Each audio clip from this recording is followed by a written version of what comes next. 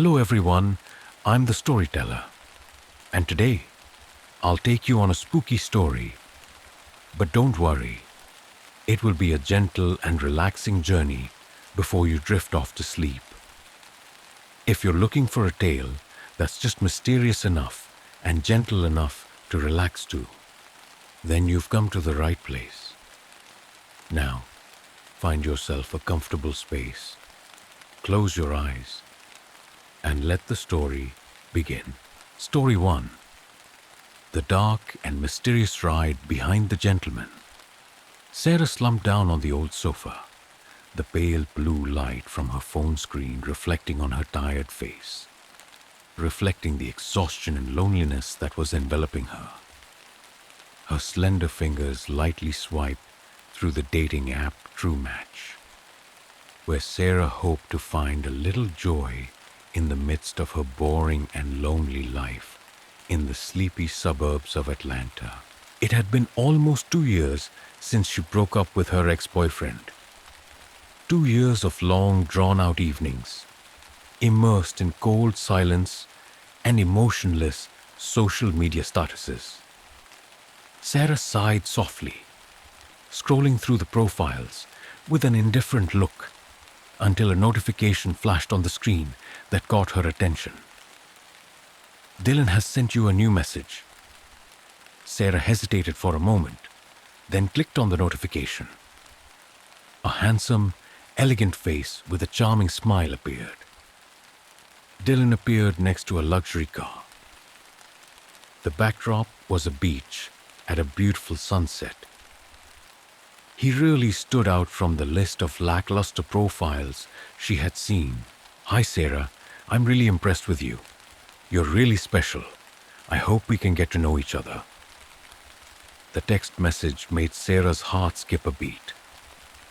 A feeling of curiosity mixed with excitement crept into the young girl's mind.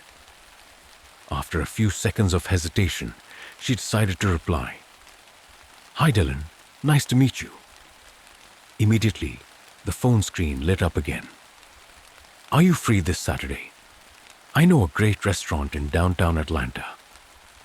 Sarah hesitated a bit but finally agreed. She wanted to change this monotonous life, wanted to step out of her comfort zone to experience something new. Saturday night came faster than Sarah imagined. She stood in front of the mirror, looking at herself in a red dress, her slightly curled blonde hair highlighting her beautiful but slightly anxious face. The doorbell rang. Sarah opened the door. Dylan stood there, looking elegant and stylish in a black suit, just like the one in the photo. Hello, Sarah. Dylan smiled warmly. She gently responded with an awkward smile and followed Dylan to the shiny car that was waiting. As the car door closed, she felt an indescribable chill run down her spine. But Sarah reassured herself that it was just nervousness. The car sped off into the deserted night, leaving the familiar main street of the city. Sarah looked around, trying to hide her anxiety. Dude, isn't the restaurant in the other direction? Dylan didn't answer immediately. He was still focused on driving, his eyes suddenly cold and uncomfortable. I know a much more interesting place. Sarah felt her heart pounding. She tried to open the car door secretly, but it was locked. Cold sweat broke out on her palms, her voice trembling. Stop the car. I want to get out. Dylan suddenly turned around, his eyes as cold as a predator's. It's too late, Sarah. You chose me, and now you belong to me. The car stopped in front of a dilapidated abandoned house, hidden behind dense bushes, dark as if swallowing everything around. Sarah struggled, screaming for help, but Dylan pulled her inside easily. In the darkness of the cold abandoned house, faint sobs echoed hauntingly. Welcome to hell. Sarah turned around, discovering a middle-aged woman, her eyes desperate as if accustomed to the endless darkness of this room. Around her were dozens of other eyes, silent, helpless, and haunted. Sarah trembled and stepped back. Her whole body cold. She understood that she had fallen into the trap of a cruel person. But no matter what, she told herself that she had to escape this place, no matter the cost. Outside, Dylan stood by the door, his eyes gleaming ominously as he studied the young woman he had brought in. He smiled, a sinister, deadly smile. "She'll sell for a lot." Sarah didn't hear the words, but her instincts told her that she had just fallen into a deadly trap. A place where every next moment could be her last.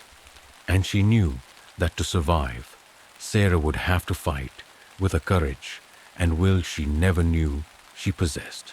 Sarah huddled in the corner of the dark room, her eyes blurred by tears of despair. The whispers and moans continued to echo around her, the sound like small snakes crawling into her mind, squeezing every nerve. The room smelled musty and foul, occasionally with a lingering odor that she couldn't quite place, only that it made her stomach cramp. A figure stepped closer, a weak voice ringing in Sarah's ear. "Don't cry anymore. Crying won't solve anything." Sarah looked up. A woman in her 30s with disheveled hair and sunken eyes from lack of sleep was sitting next to her. She placed her hand on Sarah's shoulder, the small warmth helping Sarah calm down somewhat. "What's your name?" Sarah asked, trembling. "It's Jessica. I've been here for 6 months," the woman replied, her voice frighteningly calm. Sarah startled, her eyes filled with horror as she looked at Jessica. 6 months? Sarah couldn't imagine how long she would have to endure this. She looked around again, trying to find a small chance to escape, but all hope was lost when she saw the locked iron door and a tall figure standing guard outside. "Isn't there anything we can do?" Sarah whispered, her voice cracking with fear. Jessica shook her head, her eyes staring blankly at the tiny window with rusty iron bars. The faint moonlight filtering in as if mocking the people imprisoned inside. "If you want to live, you have to learn to adapt. Those who try to resist or escape all meet the same fate," Jessica whispered, her voice trembling. "What fate?" Sarah held her breath, her heart tightening. Jessica remained silent, her haunted gaze directed to another dark corner of the room. Sarah followed her gaze. In the dim light, she saw a figure lying motionless. Her heart pounded, a chill running down her spine as she recognized the pale, withered body lying motionless. She tried to run away 2 weeks ago. "Dylan doesn't like people who don't listen," Jessica whispered. Sarah choked, her breath coming in short, beginning to realize the cruelty of this place. Was her life going to end here, in this terrifying darkness? Suddenly, heavy footsteps sounded outside the door. The steel door swung open, the light from outside blinding Sarah, forcing her to squint. A large man entered, holding a dirty tray of food. "Eat it all," he growled mockingly, throwing the tray to the floor. Food splattered everywhere. A young girl standing nearby suddenly rushed forward, begging the man to let her go home. He laughed, his large hand slapping the girl's face so hard that she fell to the floor, blood dripping from the corner of her mouth. Sarah froze in shock. "Shut up! Don't make me say it again!" he growled, slamming the door behind him. The room fell silent once more. Sarah shakily walked over to help the girl up. Her face was covered in scars and tears, her voice trembling as she spoke. "My name is Amy. I just want to go back to my mother." Sarah hugged Amy, trying to push away the feeling of helplessness that was rising in her heart. A thought flashed through her mind. She had to get out of here. She couldn't give up on her fate so easily. For the next few days, Sarah did her best to observe and memorize every detail. She knew the patrol times, how they came and went, and the only blind spot in the house. She memorized every face, especially Dylan, whom she hated to the core. One night, Sarah suddenly heard hurried footsteps outside the room, screams mixed with gunshots. Sarah and Jessica looked at each other in shock before they could come to their senses. The door to the room opened. Dylan appeared, his face tense, his clothes covered in blood. "You two, get up quickly," he shouted, his eyes filled with panic, different from his usual coldness. Jessica stood up. Sarah slowly followed suit, her palms drenched in sweat. This was the opportunity she had been waiting for, but it came in a way she did not expect. Outside, a commotion seemed to have just occurred. A group of strange men were fighting with Dylan's group with guns. Sarah took the opportunity, suddenly ramming Dylan, causing him to lose his balance and fall to the floor. "Run!" Sarah shouted, pulling Jessica and Amy's hands and running quickly towards the main door. In the chaotic night, gunshots and screams mixed together to create a horrifying scene. Sarah did not know who those people were, but she understood that this was her only chance of survival. After running a short distance, she turned back. Dylan's eyes were full of hatred towards her, his voice shouting in the darkness. "Sarah, I will find you even if you hide to the ends of the earth." The cold threat echoed in Sarah's mind. She knew that this nightmare was not over, but at least now she was alive, and she swore that no matter what, she would never let him catch her again. The night sky was engulfing everything, a thick blackness like ink that swallowed the vast forest. Sarah, Jessica, and Amy ran as hard as they could, their bare feet cutting painfully into sharp rocks, their breathing quick and choking with sobs of fear. They didn't know where they were headed, but at least they were alive for now. "Stop," Jessica whispered in ragged breaths, clutching her stomach, her face pale in the weak moonlight. "I can't take it anymore." Sarah stopped, turning to look behind her. In the vast darkness, there was only the chirping of insects, but deep in her heart, Dylan's cold threat still echoed. Sarah knew he wouldn't give up easily. "We have to find a place to stay for the night," Sarah whispered, her eyes straining to observe their surroundings. "We can't keep running in the forest like this." Amy trembled, hugging herself, trying to hold back the tears that were threatening to rise from her throat. "What if he finds us? I don't want to die like this." Sarah held Amy's hand tightly, trying to reassure the younger girl. "We won't die, I promise." Jessica looked up at Sarah with a doubtful gaze, but she said nothing more. They continued walking, each step tired and unsteady into the darkness. Finally, in the thin mist, they saw a small abandoned house, hidden deep in the old trees. "Maybe we can stay here," Sarah whispered, her heart pounding. She had a premonition that something was wrong, but they had no other choice at the moment. The three of them gently entered the abandoned house, the rotten wooden door creaking like the mournful wail of a long-forgotten soul. Sarah turned on her phone, the pale blue light illuminating the walls covered in cobwebs and strange markings. "This house gives me goosebumps," Amy shivered, snuggling closer to Sarah. Jessica frowned as she looked around. The floor was covered in dust, and the footprints of someone still fresh. It made her heart clench. "Someone was here," Jessica whispered, her voice filled with worry.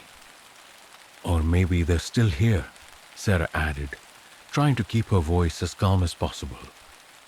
The sound of a branch snapping outside the window was loud and clear. The three of them jumped, huddled in a corner.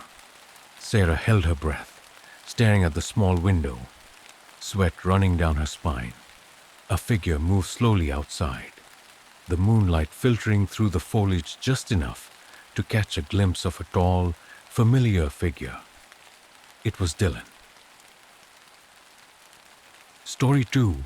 Train Ride, Ghosts and Lost Souls. Olivia has always loved the pleasant solitude of night trains.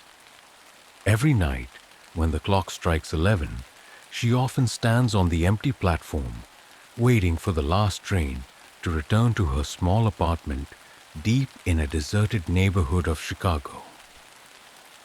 The faintly flashing neon lights, the crackling announcements from the loudspeakers, create a spooky atmosphere, as if waiting for a mystery to appear. Today, a strange feeling of unease crept into Olivia's mind as she stepped onto the familiar train car. The night train was quieter than usual, with only a few passengers sitting scattered around, avoiding each other, as if they all wanted to avoid some scary secret. Olivia chose a seat by the window, her eyes absent-mindedly looking out into the deep night, where the city lights flickered like ghosts appearing and disappearing. The steady grinding of the wheels on the rails sounded rhythmically like a lullaby of the darkness, slowly pulling her eyelids heavy. Olivia was almost asleep when suddenly a strange sound startled her awake. A muffled cry echoed from the end of the train car. Olivia turned to look. In the darkest corner of the car, there was a woman sitting with her head bowed, her long hair covering her face. Her shoulders shook with each small cry, steady like the faint beats from the depths of despair. Olivia hesitated for a moment, but in the end, she couldn't ignore it. She stood up and walked closer, her voice soft. "Are you okay?" The woman raised her head, slowly looking at Olivia with blank, lifeless eyes, her face pale with faint purple bruises. She looked at Olivia but didn't answer, just continued to cry silently. A cold shiver ran down Olivia's spine. She unconsciously took a few steps back. Suddenly, the lights in the car flickered a few times, then suddenly came back on. The woman had disappeared. The seat was empty, as if no one had ever sat there. Olivia's heart pounded, panic rising. She looked around the train, but she was completely alone. The rest of the passengers seemed to have vanished into thin air. Uneasy, Olivia decided to move to the next car. When she opened the connecting door, the sight before her shocked her. This car was unlike any she had ever seen. It was old, dusty, and covered in thick layers of cobwebs. There were black footprints, stained with dirt and dried blood, clearly imprinted on the floor, leading to a small room at the end of the car. Olivia's heart stopped. Although her instincts told her to leave this place immediately, some mysterious force urged her to move closer. The small door slowly opened, as if inviting Olivia to enter. The room was dark, lit only by the dim light of a hanging light bulb. A faint moan echoed from the corner of the room. Olivia moved closer, her breathing shaky, her feet glued to the floor. She saw clearly a man with his hands and feet tied tightly with rope, a dirty cloth stuffed in his mouth. His eyes were wide open, begging for help.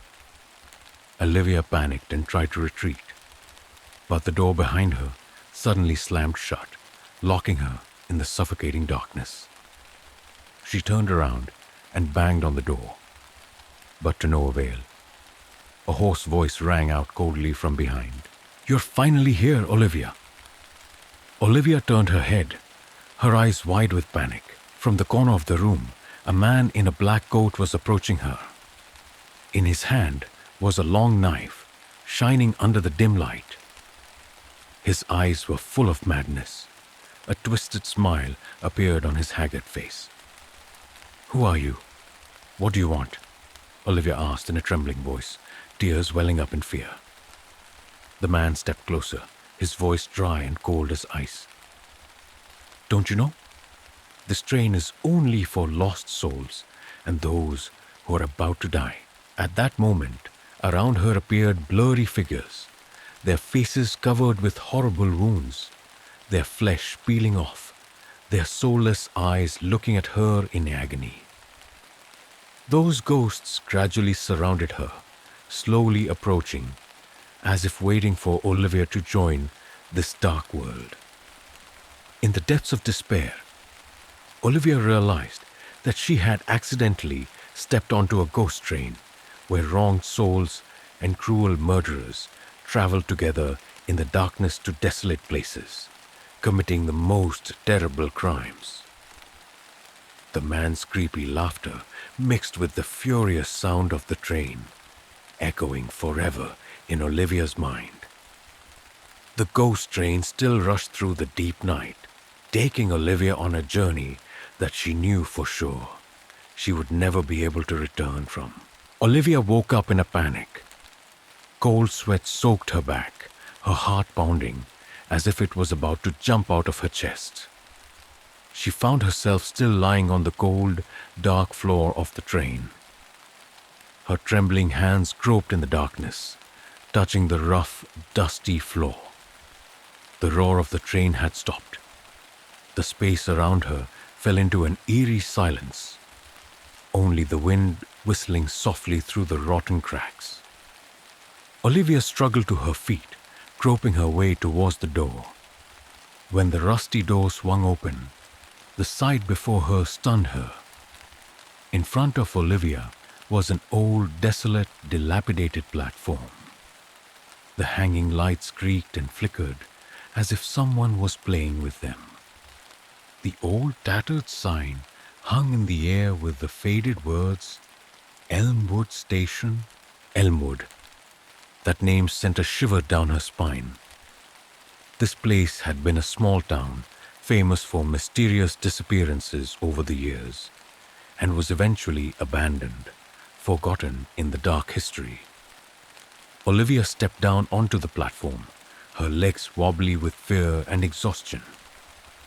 The train behind her was still eerily silent, the doors of the carriages wide open, like black mouths waiting for her to return. She looked around, trying to find help, but there was no one around. The shops were in ruins. The houses were crooked and covered with vines. Everything was covered in a thick, cold fog. Olivia shivered, feeling like countless eyes were watching her from the darkness. A strange noise from the distance made her turn around. In the misty fog, the silhouette of an old man was slowly walking towards her. As he got closer, Olivia realized that he was an older man. His face was old and wrinkled. His eyes were cold. He held an old oil lamp, the flickering flame illuminating the harsh lines of his face. "You shouldn't be here, girl," his voice rang out like a warning. "Please, sir, help me," Olivia said, her voice trembling, almost crying. "I just got off the train, but I don't understand what happened." The old man looked at her silently for a long time. Then he sighed softly, signaling her to follow him. Olivia had no choice but to follow him silently. They walked through small paths covered in dust and dry leaves. The shadows of the trees on both sides of the path curved like skinny arms reaching out to them. Finally, they stopped in front of a small, rickety wooden house deep in the wild forest. The man opened the door. inviting her inside. The house was cramped. The flickering light from the oil lamp in the middle of the table illuminated the walls covered with old, faded photos.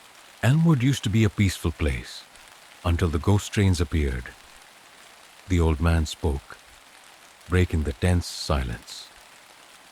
They brought kidnapped people here, then performed strange rituals at the train station and the surrounding woods. That's why Elmwood gradually became forgotten, shrouded in darkness. Olivia looked at the old man in confusion, her voice trembling. "Why are you still here? Why don't you leave this scary place?" The old man looked straight into her eyes, his gaze haunted.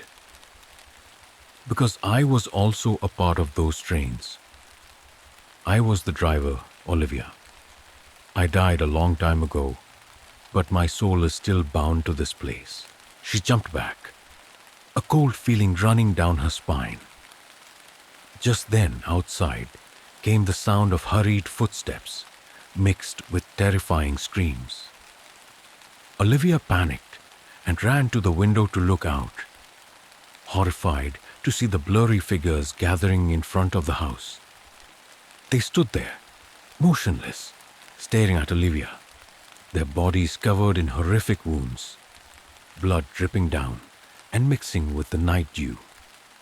Leading the group was the man in black on the train, his twisted smile still haunting her. "They found you," the old man whispered, his voice cold. "You can't escape that ghost train once you're on it." Olivia burst into tears, shaking her head in despair. But the old man suddenly stood up, placing a key in her hand. "If you're strong enough, go to the last station. Find car number 13. That's where the souls of all those who were captured are kept. The only way you can escape from here is to destroy it." Before she could react, the door to the house was slammed from the outside. Olivia clenched the key in her hand, her heart pounding. "Go!" the old man shouted. "Don't let them catch you." Olivia pushed open the back door, rushing into the dark forest. Behind her, the terrifying sounds grew clearer, screams echoing through the darkness. Olivia now knew that she had to not only escape the ghosts, but also find the dark secret that awaited her in car 13. A secret that might be the only key to freeing her soul from this never-ending nightmare. Olivia ran deeper into the forest, her heart pounding like a drum in her chest. The cold metal key in her palm became her only hope. Behind her, the terrifying screams of the wronged souls were fading away. But they did not disappear completely. They still echoed, persistently following her like invisible shadows. Elmwood Forest at night was like a maze with no way out. The black trees towered menacingly. The dry leaves falling made an eerie rustling sound every time she walked through. Olivia did not know how long she ran, but she was sure that whatever was chasing her would not give up so easily. Finally, she stopped when she saw a faint light flickering in the distance. Olivia gasped, moving closer, and a feeling of both fear and relief filled her mind when she realized that it was Elmwood Station, where she had gotten off the ghostly train. The station was now darker than before, covered in fog and cold. The old lights were no longer working. Only a small oil lamp flickered beside a small room at the end of the platform. Olivia's heart suddenly tightened when her eyes stopped on the faded number plate attached to an old train car lying still on the tracks. Number 13. Car number 13 was isolated, rusty and frighteningly old, as if it had been forgotten for centuries. Olivia trembled as she approached, her steps heavy as if bound by some invisible force. The train car door seemed to recognize her presence, slowly opening with an eerie creaking sound. Stepping inside, the air was thick with the smell of mold and rust. Olivia felt like she had just entered another world where time stopped forever. The dusty seats, the broken windows, the tattered curtains hanging from them seemed to beckon her further inside. As she reached the middle of the carriage, she was startled by a weak, trembling voice from the back of the carriage. "Olivia, help me."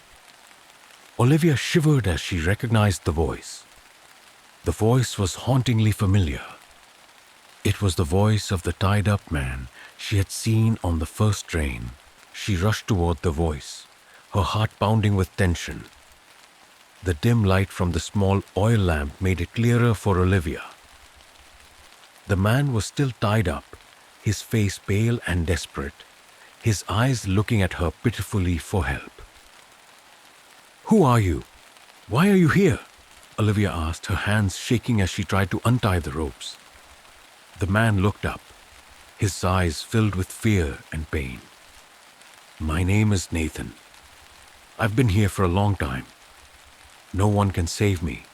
They locked me here to sacrifice to this ghost train. You have to get out of here, Olivia."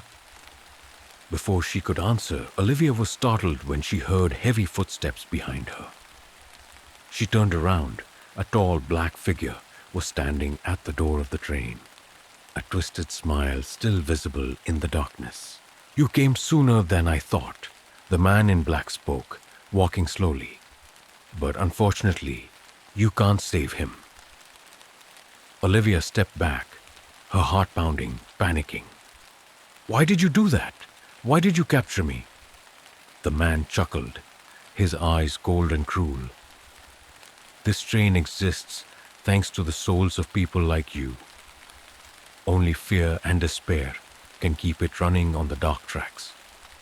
Your soul will be the next source of life." With that, he rushed forward. Olivia struggled to run, but he was faster, grabbing her hair and pulling her back. She screamed in pain, trying to struggle, but to no avail. At that moment, Nathan shouted with all his might, "The key! Olivia, use the key!" In her panic, she remembered that the key was still tightly held in her hand.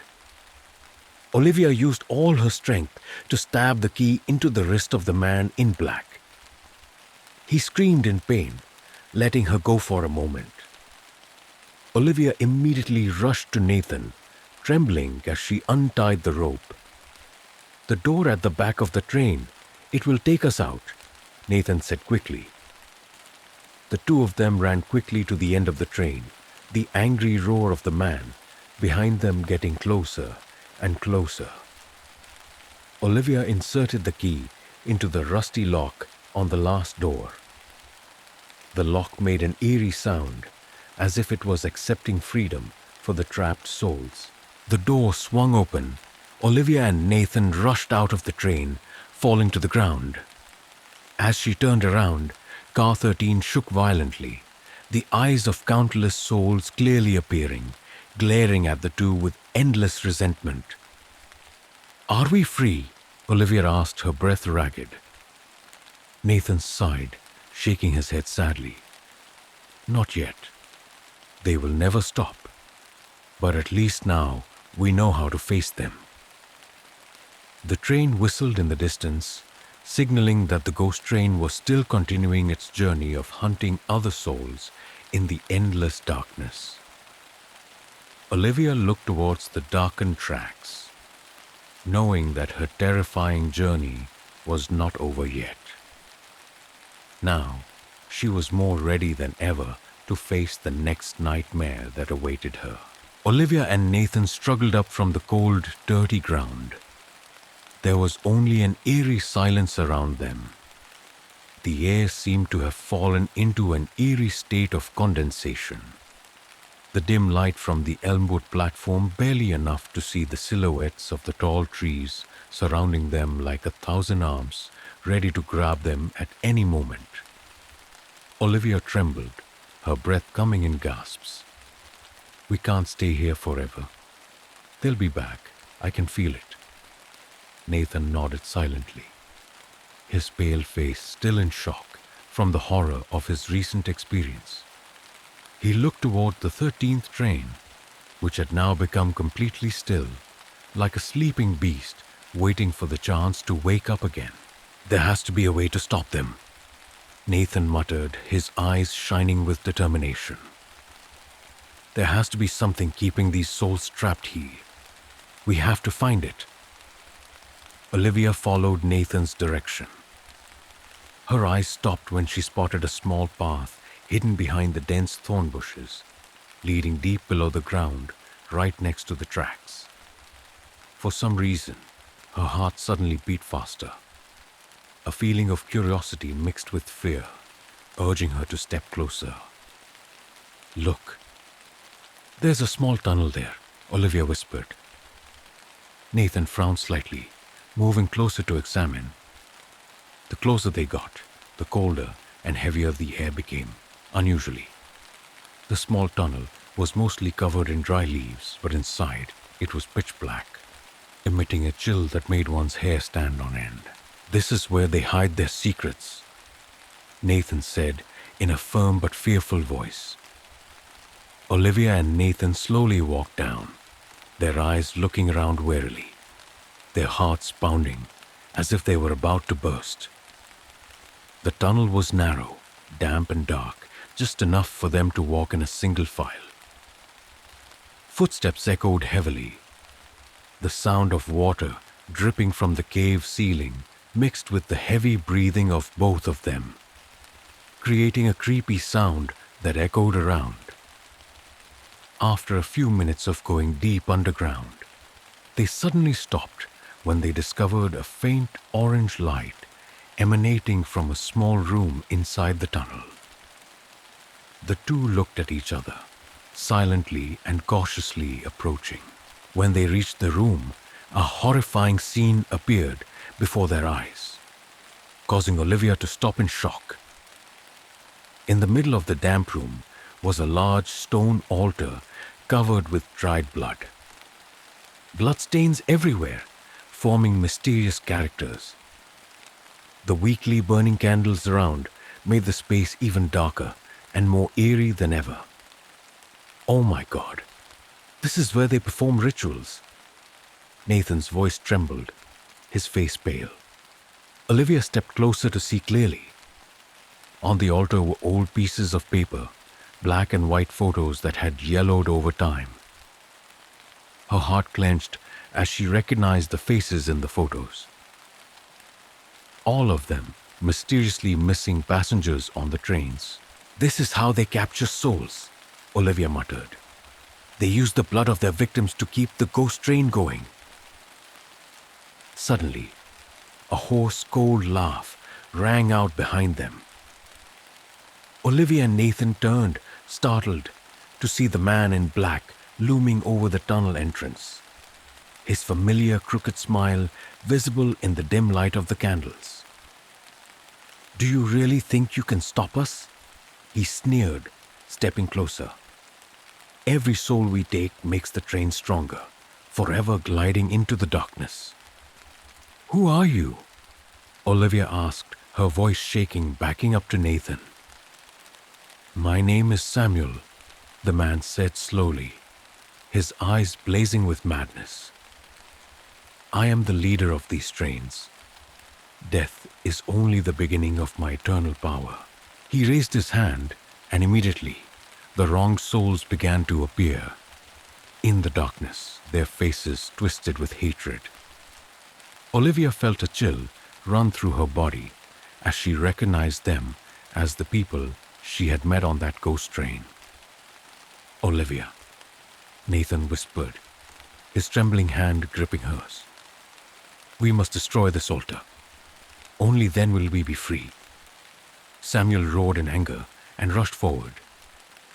Nathan quickly grabbed a burning candle, throwing it at the photos and papers on the altar. The fire immediately flared up violently, black smoke billowing out, causing the souls to start screaming in agony. Samuel screamed madly, trying to rush in to put out the fire. But the souls now surrounded him, pulling him into their circle in a terrifying chaos. "Run!" Nathan shouted, pulling Olivia's hand and running back out of the tunnel. They both rushed out of the tunnel, breathing heavily, their hearts about to burst. When they looked back, the entire Elmwood station began to shake violently, as if those spirits were rising, freed from their long imprisonment. But Olivia knew the darkness never let anyone go easily. She and Nathan still had a long way to go to escape the haunting of those ghost trains. But for now, at least they had found a fragile light of hope in the eternal darkness. Story 3. The Fake Mother. I've never been one to panic. Maybe it's because I grew up in a rough neighborhood in suburban Detroit, where you learn not to jump when you hear a gunshot in the alley behind your house. But even though I've seen my fair share of horrors, what I'm about to tell you about still sends shivers down my spine when I think about it. It happened last winter, right after the first snow. I just moved back into my family's old house after my father died of a stroke. My mother, or rather the person I believed to be my mother, had been missing since I was 9. Her disappearance had been a mystery for 20 years. I'd come back here, hoping to find some semblance of familiarity amid the chaos and emptiness of my life. The two-story house sat precariously at the end of a pine-lined street about 3 miles from the main residential area. It had been vacant for almost a year when I returned. The smell of damp wood, dust, and time covered every wall, but I wasn't afraid. This used to be my home.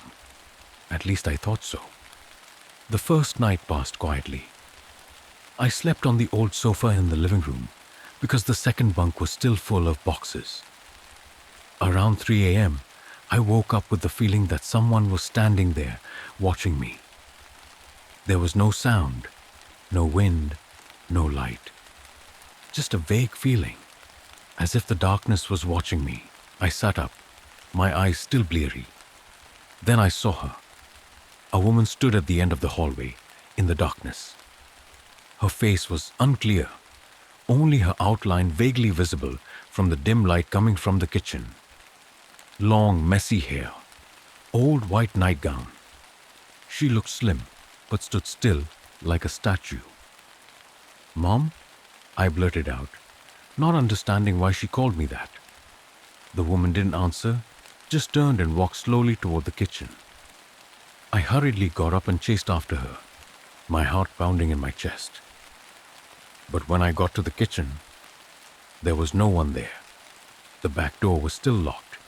No sound, no trace. I stood in the middle of the cold kitchen, my heart pounding. Maybe I was dreaming. Maybe it was the effects of the sleeping pills I took yesterday. I calmed myself down, went back to the living room, and tried to go back to sleep. The next morning, I checked the security cameras I had installed yesterday. 2 small cameras at the front door and the hallway. They all recorded normal activity, no signs of anyone breaking in. But in a clip at 2:59 a.m., I saw a shadowy figure walking across the hallway lens, exactly where I had seen her. The clip lasted only 2 seconds. The face was unclear, but the hair and figure were identical to my mother's. I began to feel that something was wrong. That afternoon, I drove into town to buy some things. When I returned, I found the door wide open. I was sure I had locked the door before I left, a habit I had developed since I was a child. I entered the house and called out, "Is anyone there?" No answer. But once again, I saw the woman, this time upstairs, looming behind the curtains of my mother's bedroom window. I rushed up the stairs. The room was empty. The curtains were still fluttering, as if someone had just left the room. I searched the entire second floor, but found nothing. No footsteps, no signs of forced entry. That evening, I decided to call the police. They came, checked the entire house, and found nothing unusual. But an old policeman whispered to me as he left, "Did you know that this house was involved in a missing person case in 2004? The wife, your mother, disappeared without a trace, right?" I worked at the station at the time. It was a strange case, and it was never solved. That sentence brought back all the memories I had buried deep inside. When I was a child, my mother often went to work late, but always came home before 9 p.m. I remember the night she disappeared clearly. She told me, "Today I feel like someone is watching me." I told the police back then, but no one paid any attention. Now, as strange things happened one after another, I began to have doubts. Had my mother never left? Or the woman who had lived with me throughout my childhood was not really my mother? I went to my father's old storage box in the basement. There were a bunch of old papers, personal diaries, and some family photos. In a yellowed notebook, I found a note that made my blood run cold. "She's not Anna. I was wrong to disobey my son. He was right. Her eyes don't look like his mother's, but it's too late." The date was July 2007, 3 years after my mother disappeared. And if that was true, then who was the woman who lived with us then? That night I didn't sleep. I kept an eye on the cameras, turned on the lights all over the house, and held a small knife in my hand for protection. At 2:47 a.m., the power went out. I rushed to the circuit breaker. Nothing unusual. But when I returned to the living room, she was sitting on the sofa. Her face was pale. Her eyes were lifeless. Not like my mother at all, but still somehow frighteningly familiar. "Why are you so afraid of me?" she asked. Her voice as light as a breeze. I stepped back, my hand tightening on the knife. "My mother, she's missing," I stammered. "Who are you?" She smiled. A smile without emotion. "Mom never left. You just didn't recognize me." And then the lights came back on. The room was empty. The sofa was empty. But the handprints, 2 cold, blurred handprints, were still clearly imprinted on my shoulder. I didn't leave the house for 3 days after that. Every night I spent half asleep, half awake, waiting for a sound, a shadow, or just an unusual chill to run down my spine. I kept the lights on, the knife under my pillow, and the camera on my phone on loop. But strangely, she didn't come back. Not a sign, not a sound. Just silence. A silence so thick, it felt like the house was holding its breath with me. I began to collapse. Because if what I saw was real, then I'd been living with a woman who wasn't my mother all these years. If it was fake, then my mind was slowly rotting, gnawing at the loneliness and trauma I didn't know about. Both possibilities were equally terrifying. I needed answers. That afternoon, I went back to the basement, the place where my father had spent hours every day when he was alive, but where he had forbidden me to go. When I was a kid, I used to believe he hid the booze there. Now, I started to think differently. The basement was cold and damp, with cracked cement floors and wooden beams that creaked under my feet. I followed the beam of my flashlight, clearing away the old cardboard boxes, and discovered a small door behind the safe, close to the wall. Low, almost buried in the floor. It had no handle, just a thin wooden board, like the door of a small animal cage. But there was obvious wear on the floor where the hinges were, as if someone had pulled it open and pushed it back in many times. I used a crowbar to pry it gently, and the door swung open, heavy, as if something were holding it back from below. A blast of cold air rushed out, along with the pungent smell of dried blood and mold. I shone my light inside, a narrow passageway leading deeper, paved with old stones, the walls covered with damp moss and thick cobwebs. I don't know where I got the courage, but I ducked in. It felt like I was entering another world, silent, dark, forgotten. At the end of the passage was a small room, which seemed to have been a long ago food cellar. But now, it was filled with things I couldn't explain. A small bed covered in white sheets, stained red like blood. An old wooden wardrobe, inside which hung women's clothes, 90s dresses, the same styles my mother used to wear. On the table were old photos, me, my father, and a woman, but not my mother. It was her. Her face was always smiling in the pictures, but her eyes were always strangely fixed on the camera, as if she knew I would see them later. Under the table was a notebook. On the first page was scribbled, "Call me Anna. The boy doesn't need to know the truth. He needs a mother." I flipped through. The following pages were the diary. Not my father's, but Anna's own. She doesn't remember her mother's face. Good, I'll be her mother, more perfect than the original. She asked why her mother's hair was black and not brown. I said it was dyed. She accepted it easily. Last night, she dreamed of her real mother. She cried, called her name. I stood in the dark and sang her to sleep. Then she fell silent. I vomited on the spot. The feeling of betrayal, fear, and disgust rose up all at once. I had been living with some woman, the one who had kidnapped my mother? Or had she killed my mother to replace her? I returned to the house in a state of panic, but when I stepped out of the basement, I saw that the door was open. Someone had just entered. I hid behind the door, clutching the knife in my hand. Footsteps echoed from the stairs. Not fast, not slow. Each step was as steady as a dead clock. And then she appeared at the end of the hallway, unchanged in more than 20 years. That face, cold, pale, and eyes like two bottomless pits. "You found that room, didn't you?" she asked, her voice soft but clear. I didn't answer. "You've always been a curious child," she continued. "Just like your mother. That's why I can't let you remember her."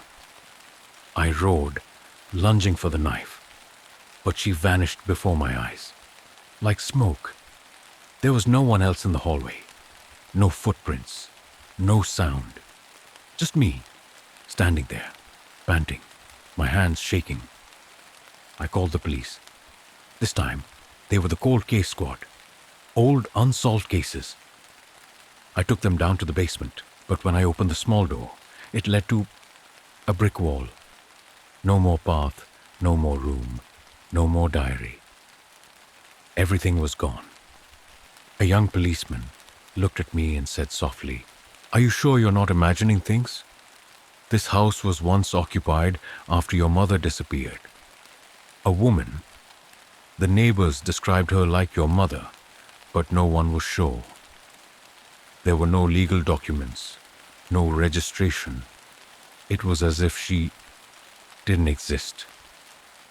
I didn't know what to believe anymore.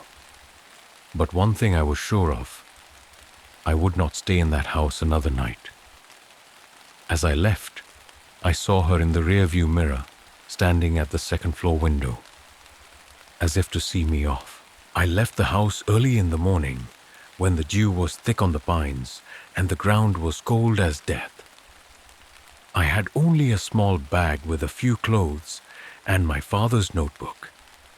The only thing that proved I wasn't crazy. Everything I had ever known, ever believed, had been twisted by her like some sick game. I couldn't go back.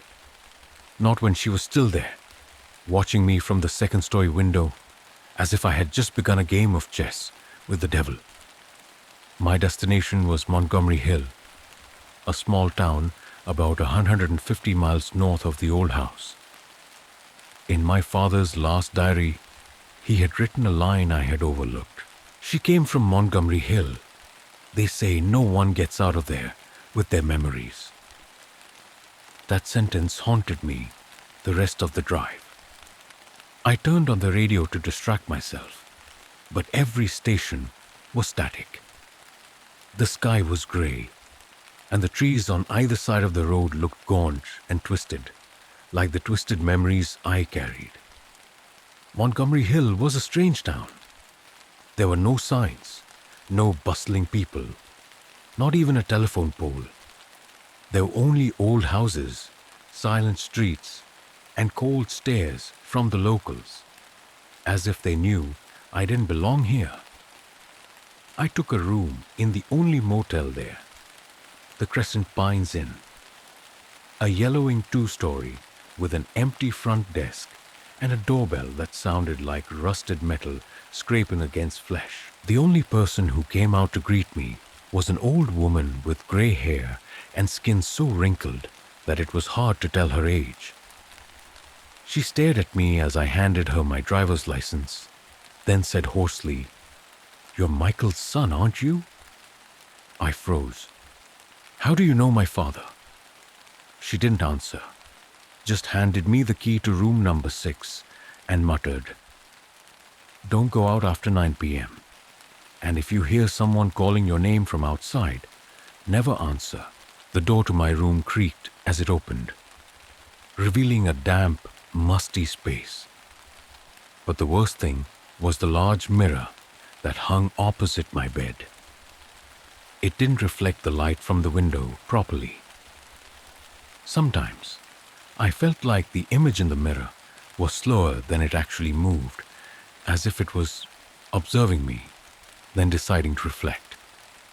I went out before dark to the town library, an old red brick building where only one librarian was on duty, a tall, thin man with deep-set eyes and sleeves covering his wrists. When I asked about the name Anna and the people who had disappeared in the town, he didn't answer right away, but just glanced around, then lowered his voice. "You should leave here. What happened shouldn't be dug up." "I need to know," I said, showing him the old photograph of my mother and my father in the diary. He looked at it for a moment, then nodded slowly. "She used to live here. No one knew her real name.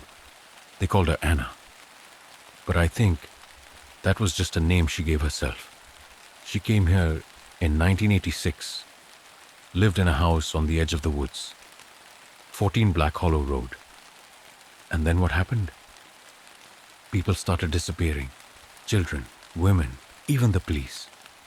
But no one dared to press charges against her, because they all dreamed about her the night before she disappeared." I shuddered. Did my father have anything to do with this? He investigated a missing girl, the last one, before he left town. I thanked him and wrote down the address of number 14. I wasn't sure what I was looking for: truth, explanation, or just an end to my lifelong nightmare. But I knew I had to get there. Number 14 was deep in the woods, a mile or so from the center of town. The dirt road leading there was winding and narrow, as if nature had deliberately swallowed it. The house stood there, rotting. The roof collapsed, the wood peeling. But despite its decay, it exuded something. Alive. I opened the door and stepped inside, a weak light filtering through the crack. The stench hit me. Rotten meat, mold, and something like burnt hair. Inside, everything was left as if someone had left only hours ago. There were bowls and plates on the table, and in the corner was a family photo with the mother's face scratched away.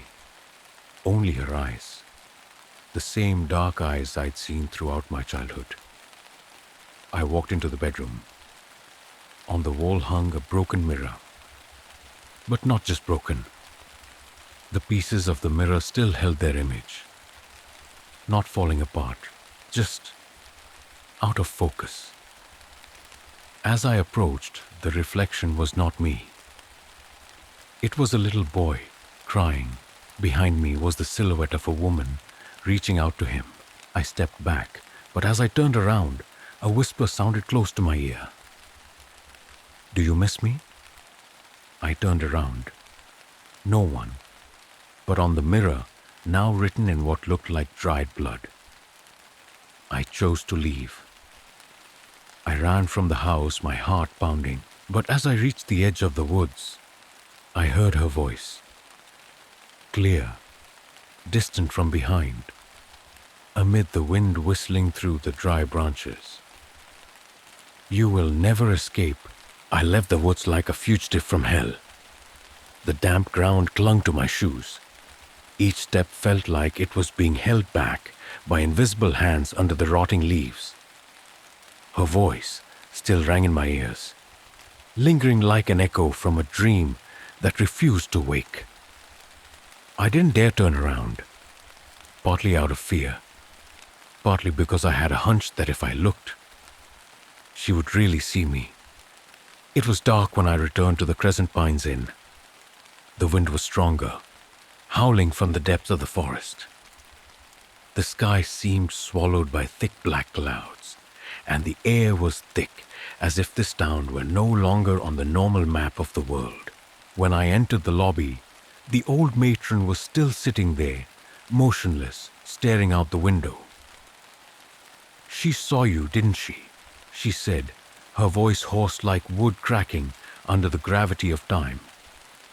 I nodded, not speaking.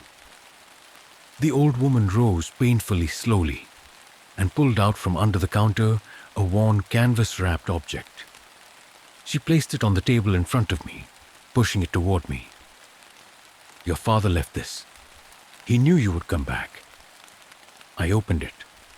It was a leather book, its cover cracked. And inside were pages of notes in my father's handwriting.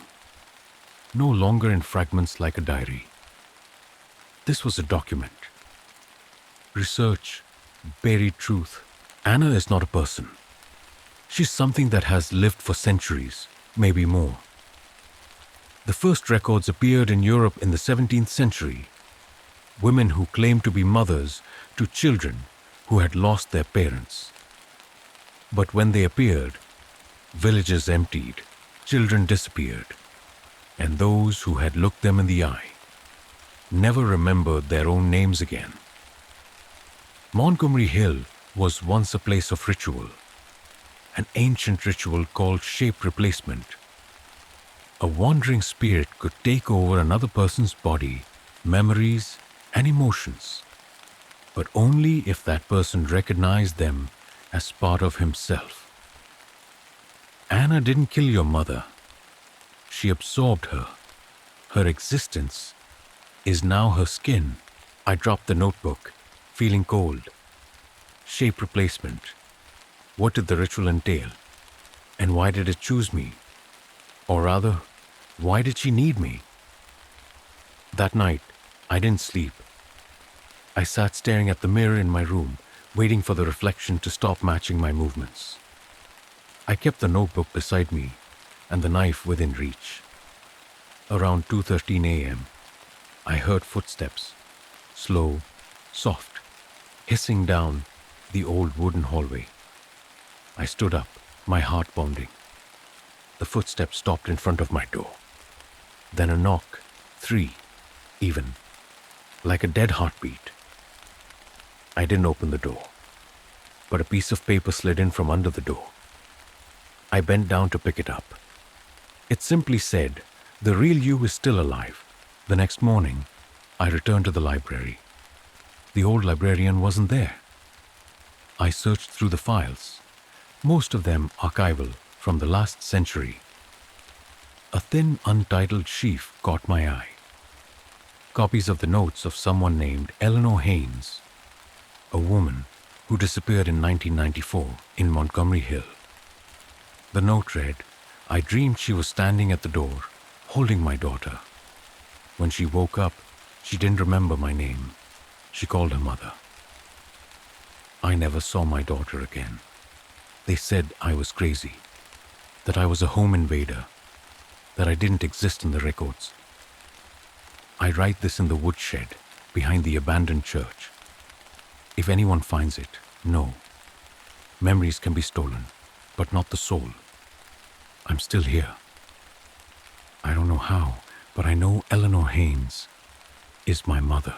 I found the abandoned church deep in the woods, the path too narrow for cars to enter. I walked for miles, branches cracking under my feet, gusts of wind tearing at my face. It got dark faster than usual, as if the place didn't obey the laws of the sun. The church stood silently in the woods, like a fossilized tomb. Most of the tiles had fallen off. The cross was tilted, and the wooden door hung on a broken hinge. I stepped inside, the weak light from the broken window illuminating the dust that floated in the air. At the end of the room was a small door leading down to the cellar. I pushed it open.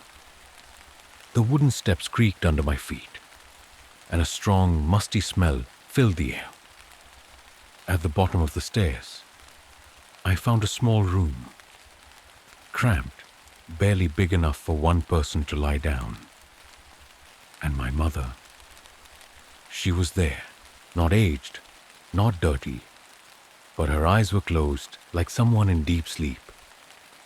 On her chest was a circle carved from burning charcoal, shaped like the symbol I had seen in my father's leather notebook. The soul-locking ritual. A cassette tape lay beside her. I turned on the tape recorder I had brought with me and inserted the tape. A man's voice rang out, my father's. "Anna can't kill your mother because she doesn't have that power, but she can make people forget the existence of others.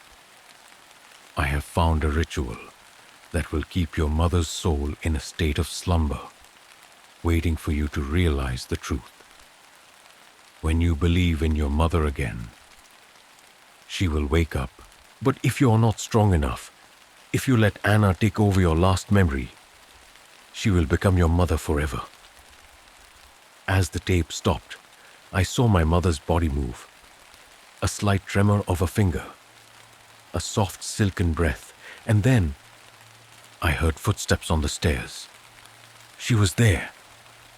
I stood there, in the church basement, my heart pounding so hard I could hear it echoing in my chest. My mother lay still, but her fingers moved again, more forcefully this time, as if struggling from a long dream. I looked up the stairs. The darkness was thick and heavy like a fog. The footsteps continued, steady, slow, each step seemingly made for me to hear. And then, the creaking of wood. A voice drifted down, whispering, as light as a breath, but each word clear, as if speaking right into my ear. "You still don't understand. You're all I've ever needed." I backed away, pressing my back against the cold stone wall, my hand gripping the knife I'd brought from the old house. My gaze shifted to my mother. Her eyes were still closed, but I could feel her spirit struggling bit by bit to reclaim her presence in this world. The door on the stairs opened. A pale hand grasped the frame. Then her silhouette appeared, perfect, gentle, as if drawn from my fondest memories. Half the face was the mother I had loved, the other half, unclear, as if the skin could no longer hold its shape, flowing like wax, and the eyes were no longer human. "You've gone too far," she said, her voice a mixture of sweetness and irritation. "If you just call me mother one more time, it will be over." I will truly rest in peace. You will have me. Forever. I tightened my grip on the knife, watching her descend the stairs. Not walking, but floating, like a puppet on strings. There was no gravity, no sound, just the growing presence of something not of this world. I'm no longer a child, I said, my voice hoarse. And you are not my mother. Her eyes flashed, and her face twisted, as if her skin couldn't bear the refusal. Behind me, the air darkened, and I heard whispers. Hundreds, thousands of voices at once, all the same, calling to me, urgent, resentful. Souls trapped, erased from the memories of their loved ones. I understood. She didn't just take bodies, she took memories. Every time someone called her mother, sister, friend, another part of them was drawn into her forever. I pulled out my father's leather notebook and turned to the last page. There was a passage he had written, scrawled in his hand, seemingly in panic. If you choose to confront me, you must remember. Don't lose your mother's name. It's the only key to saving her soul. I took a deep breath. Her name, I looked the creature straight in the eye, was Eleanor Haynes, and I have never forgotten it. At that moment, she screamed, a scream that had no human tone, resounding like hundreds of voices breaking apart at once. Her face began to shrink, pieces of skin falling off, revealing the mushy flesh underneath as if burnt from within. I rushed to my mother, pulling out a pinch of salt from my pocket. According to my father's notes, this was the ingredient to seal the transformation gate. I sprinkled the salt around the circle of burning coals, reading out loud the last incantation in the book. In the name of memories that cannot be erased, in the name of the true name that is kept intact, return the stolen soul, close the false form. The darkness in the room contracted, as if being sucked into the center. She screamed, rushing towards me. But just as she reached the edge of the circle, a blinding white light burst forth. She was knocked back. Her body began to crack, pieces of it crumbling like ashes in the wind. The whispering voices also disappeared. When the light faded, everything was silent. My mother began to breathe. We left Montgomery Hill the next morning. As I drove out of town, I glanced back in the rearview mirror. No people, no more glances from the windows, no trace of the nightmare. The town seemed erased by time, as if it existed only in the memories of those it had deceived.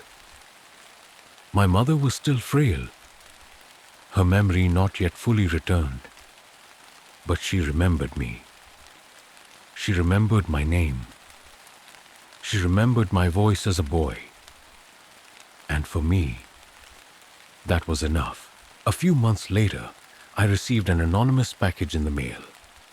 Inside was an old photograph. Me, my father, my mother, and behind her, the woman who had impersonated me. But this time, she wasn't smiling. Her face was crossed out in red ink, and a handwritten note read, "There are rituals that never end. Just sleep." I burned the photo that night. But that night, I dreamed I was back in the old house. The basement was wide open, and from the darkness, that voice rang out again. Sweet, patient. You will need me again.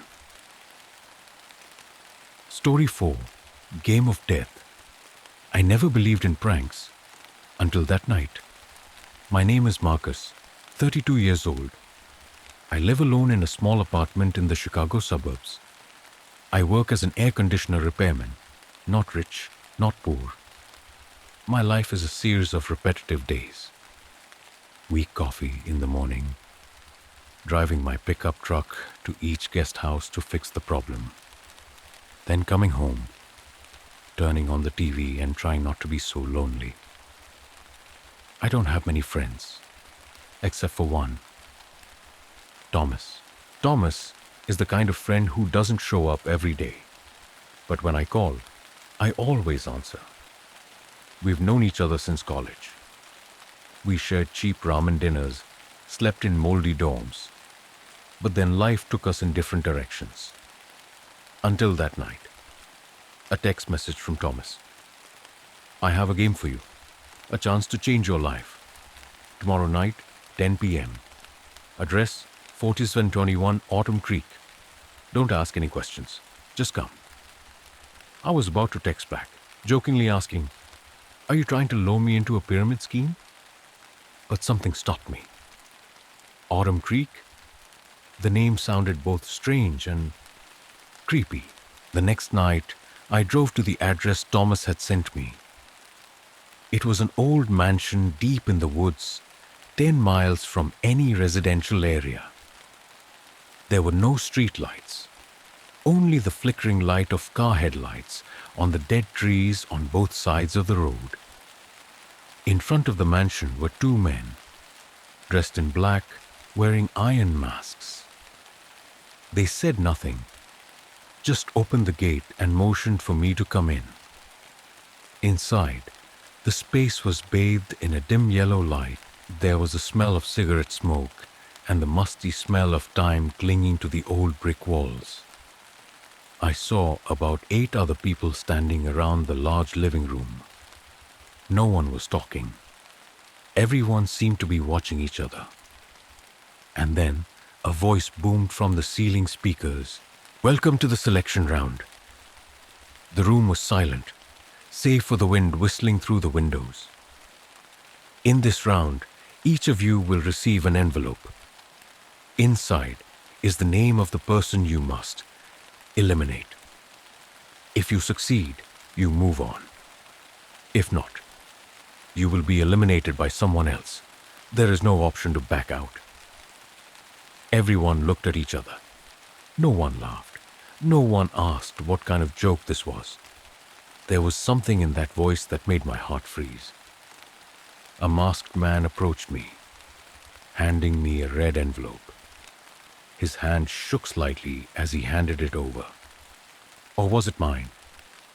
I opened the envelope. Just one line. Thomas Erickson. I froze. Impossible. It couldn't be Thomas. There had to be a mistake. I looked around and caught Thomas's eyes staring straight at me from across the room. That look was no longer the same as the friend I used to know. It was cold, calculating, as if he knew everything. A few minutes later, we were separated, each in a separate room. In my room, there was a suitcase. I opened it. Inside was a knife, an unknown gun, and a map of the villa.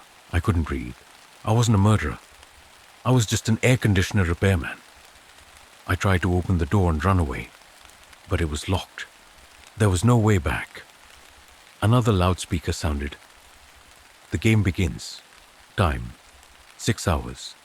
Ends when 4 people remain. I slumped down on the chair. My mind was spinning. But then I heard footsteps outside the hallway. Someone was moving.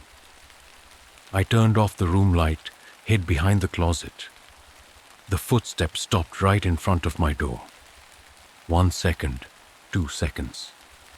Then there was a light scratching on the door, as if someone was trying to open it with their fingernails. Nothing happened. Then a voice spoke from right next to the door. Marcus, it's me, Thomas, open the door. His voice was calm even, but not like Thomas at all. I didn't know whether to believe it or not. I know you got my name. I got yours. My throat tightened. Listen to me. This is a trap. It's not just one person killing another. It's all of us being forced to kill each other. I didn't dare answer. Remember when I disappeared 2 years ago? I wasn't traveling. I was dragged into this game. I survived. And now I'm the observer. But I can't stand by anymore. I want to break this game, but I need your help. A loud bang sounded from downstairs. The whole house shook. Someone had just been killed. Thomas continued. There are 3 non-players. They are hunters. They kill anyone who doesn't follow the rules. I have only a few hours to help you. If you want to live, you have to follow me. The door opened. Thomas walked in, unarmed. He stared at me. This time more like my old friend. I nodded. And that's when it really began. We walked silently down the hallway, past dark rooms with blood still smeared on the floor. Downstairs was a secret vault. Thomas said it contained player files, and that we might be able to find a way to disable the control system. But as we descended, we saw someone standing there, a blonde woman with an axe in her hand. "You shouldn't have come down here," she said coldly. "Rules are rules. No one breaks them." Thomas pulled me aside just as the axe blade came down. My arm burned from the slight hit. Blood began to flow. "Run!" he shouted. We dashed into the darkness, footsteps following close behind. As we ran, I was no longer sure who was friend and who was foe. And worse, I began to realize, in this game, to survive, I had to learn to kill too. We ran like 2 lost rats through the cold corridors of the basement, where the air was thick with the smell of mold, rust, and old blood. Behind us, the sound of heavy footsteps was still following. The woman with the axe, now I remembered, was one of the 8 players I had seen when I first entered the house. So why had she turned into a hunter? Thomas grabbed my arm, pulling me around into a dark room. The door was closed just before the axe hit the back of my neck, leaving a deep gash in the wooden door. I sank to the floor, gasping for air, still pressed to the bleeding wound on my arm. "We can't keep running," I gasped. "You said there was a way to disable the system." "Where?" Thomas glanced around the room, then walked to the corner, pulled back the dusty carpet, and pulled out a bunker. "I was locked in here," he said softly. "I know some underground passages that the operators don't control, but it's not that simple. They're hiding something down there. Something I wouldn't dare open the first time." I swallowed. The darkness of the tunnel seemed to absorb all sound and light. But I had no choice. We groped our way through the narrow coffin-like tunnel. The smell of cold earth and rotting bones mingled. In some places, I had to crawl on my elbows through narrow cracks in the rocks, wondering how many people had died here without anyone knowing. Then we came to a larger open space, an underground room lit by a dim red light. On the walls were black and white photos, the faces of each player with the names and numbers written below. I saw mine. Marcus Turner, target Thomas. 34% chance of survival. A chill ran down my spine. "This is where they monitor and analyze everything," Thomas said, his voice suddenly lower. "Every move, every decision is recorded. Every time someone kills, the survival score increases. Conversely, if they hesitate, they become a target for the hunter." I was speechless. The numbers on the board weren't just predictions. They were punishments, Thomas continued. "There's a main server that controls the system, hidden deep in the 3rd basement. To break the game, you have to cut the power there." Before I could say anything, a scream tore through the air from above. A desperate scream, then silence. "They're killing us one by one." We followed the stone corridor that led deeper into the floor. Each step seemed to drag on forever. I began to see fresh bloodstains. Something had been dragged through here. A trail of fresh, wet blood. I didn't dare ask what had happened. At a fork in the road, Thomas stopped. "There are two paths from here," he said.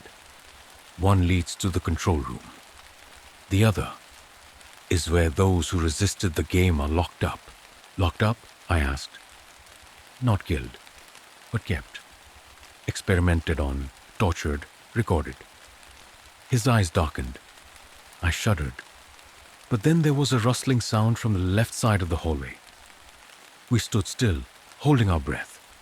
A man staggered out, his face bloody, his hands tied, his eyes wild. His shirt read "Failed 2028. Thomas cursed.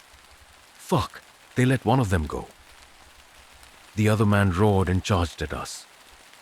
I reflexively pulled the gun from my pocket, pointing it at him with trembling hands. My hands were sweating, my eyes unblinking. "Do it!" Thomas shouted, "or he kills us both." Bang! I don't remember pulling the trigger. I just know the gunshot rang out, and the man's body collapsed to the floor, blood pouring from his head. I sat down, vomiting in shock. "This is what I want you to understand from the beginning," Thomas said, his eyes never leaving the corpse. "The game doesn't force you to kill for points. It's because if you don't kill, you die. There are no good people in this place. There are only survivors."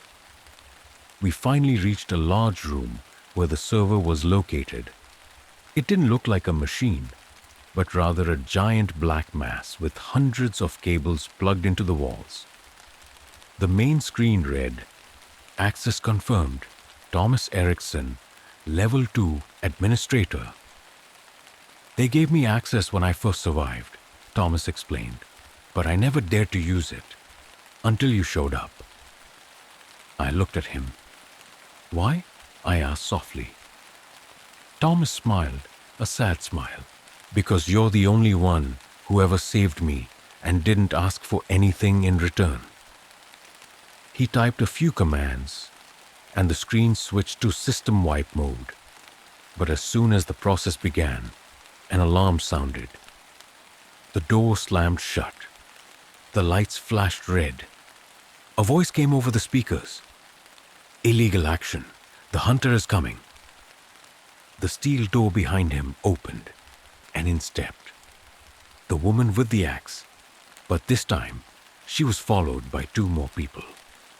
Dressed in black, their faces covered in blank white masks. No eyes, no noses. Like they were shadows, resurrected from a horrible memory. Thomas handed me the gun and held the knife himself. "I'll take them." "You have to destroy that machine." "No, I won't let you die again. Marcus, if I die, promise not to let this place continue to exist." I screamed over the sound of metal clashing, axes slashing, and blood splatter. I ran to the server, flipped the emergency lever. A flash of blue electricity. And then everything went dark. Screams running, terrible screeching echoed from somewhere. And then all was quiet. I don't remember what happened after that. I just remember waking up on a forest path. No blood, no trace of the villa. In my hand, there was only a small piece of paper left. Handwritten. "Survival does not mean the end. Your hands are now covered in blood." From that night on, I was no longer the same Marcus Turner. I couldn't go back to the air conditioning repair shop. I couldn't sit still in my small apartment with a window overlooking the familiar parking lot. I couldn't sleep more than 3 hours a night without dreaming of the sound of an axe whistling past my ear or Thomas's face covered in blood, his eyes still open. Every morning, I woke up with a strange feeling, as if something wasn't over, as if I hadn't really left that mansion. And the piece of paper I found in my hand when I woke up, "Your hands are bloody now too." I kept it in my wallet, not out of nostalgia, but out of fear of forgetting. Afraid of forgetting that I had killed to survive. 3 weeks later, I tried to get back to my old life. I went back to my apartment, turned off my phone, cut off all contact. I made an appointment with a psychiatrist, but after hearing part of my story, she recommended high doses of sedatives and long-term treatment. I smiled wryly and got up to leave the room. No one believed me. No one understood what I had seen. But someone was still watching me. I realized this when I saw the same silver-gray car parked near me for 3 days in a row, even though I changed the parking spot each time. One night, when I took out the trash, I saw a shadow through the elevator door. A hooded man, standing still, watching me before the door closed. And then I started receiving presents. A small box was left on the doorstep. No one had sent it. Inside was a white mask, just like the hunters in the game. I threw it in the trash immediately. But the next morning, it was on the dining table in my apartment. There was no sign of a break-in. I began to doubt everything. The old neighbor who greeted me in the morning, was he watching me? The cashier at the supermarket, why was she looking at me so strangely today? The truth was, I had brought the fear from the game into real life, and I began to understand. The game was not over. One rainy night, while driving down a deserted stretch of road, the car radio turned on by itself, even though I had removed the battery. That voice rang out again. The familiar voice over the loudspeaker system in the mansion. Marcus Turner, the survivor, the one who broke the rules, the one who needs to be tested again. I slammed on the brakes, and the car spun sideways in the middle of the road. My heart was pounding. This time, we're playing in the real world. No more screens, no more rules. Let's see how long you last. I pulled out a gun from the glove compartment, the Glock 19 I had bought after escaping. My hands were shaking. I no longer knew who or what I was up against. That night, I didn't go home. I rented an old motel far from the city, just to hide for a few days. But even there, I wasn't safe. In the middle of the night, I was awakened by a soft click at the window. I jumped up, my hand clutching my gun. Outside, there was only darkness and the sound of rain. But then I saw it. A hand clearly imprinted on the window glass, as if someone had placed it there from the outside, and underneath the hand was a line drawn in blood. Welcome back. I turned on the light, and it didn't turn. The electricity had been cut. I ran to the door. The lock wouldn't turn. Someone had blocked it from the outside. The room grew dark, cold. And then I heard breathing. Not mine. A slow, heavy breath coming from the corner, where I couldn't see anything. I raised my gun and yelled, "Who's there?" No answer. Just a soft screech, like metal scraping on tile. I pointed it into the darkness and pulled the trigger. Bang! Something crashed down. I turned on my flashlight and saw a mannequin dressed in black lying there. A white mask over its face shot through the forehead, but under its neck was a small screen playing a video. I moved closer. The footage was from inside the mansion, from a security camera angle, of me killing the man tied up in the tunnel. The caption at the bottom of the video read, "You were part of us." The next morning, I called the only person who could help, Lucas Herrera, an investigative journalist who had been tracking mysterious disappearances around the Autumn Creek woods. We met at a small coffee shop near Wisconsin with no cameras, no Wi-Fi. Lucas looked at me, pale at the mention of the mansion and the survival game. "You're the third person alive to have mentioned this," he said quietly. The other two disappeared shortly after I interviewed them. I told him everything, from the moment I got the invitation to the night I hacked the system. Lucas took notes, nodded. "Do you know about the Bleeding Hands?" I shook my head. "They're an underground group, active since the 80s. They funded brutal psychological programs, survival response experiments. Your game is their model. And the hunters, they're not normal people. They're the products of psychological experiments. The controlled." I froze. Lucas handed me a file. It had a photo of Thomas, but in the photo he was standing next to a man in a suit, one of the masked men I'd seen on the floor. "Server. Thomas was part of them," Lucas said. "Maybe he brought you in as part of an experiment. Or maybe he wanted to turn against the organization." I didn't know who to believe anymore. But one thing was certain. I was no longer just a prey to be hunted. I was the bearer of the game's memories. And maybe the only one crazy enough to go back there and end it once and for all. I don't remember exactly when the nightmare started, but every night it was the same. I stood in the old mansion, an axe in my hand, my feet in a pool of steaming blood. Thomas stood in front of me, not speaking, not moving, just looking at me, his eyes black, his mouth moving as if asking for help. But then I rushed forward.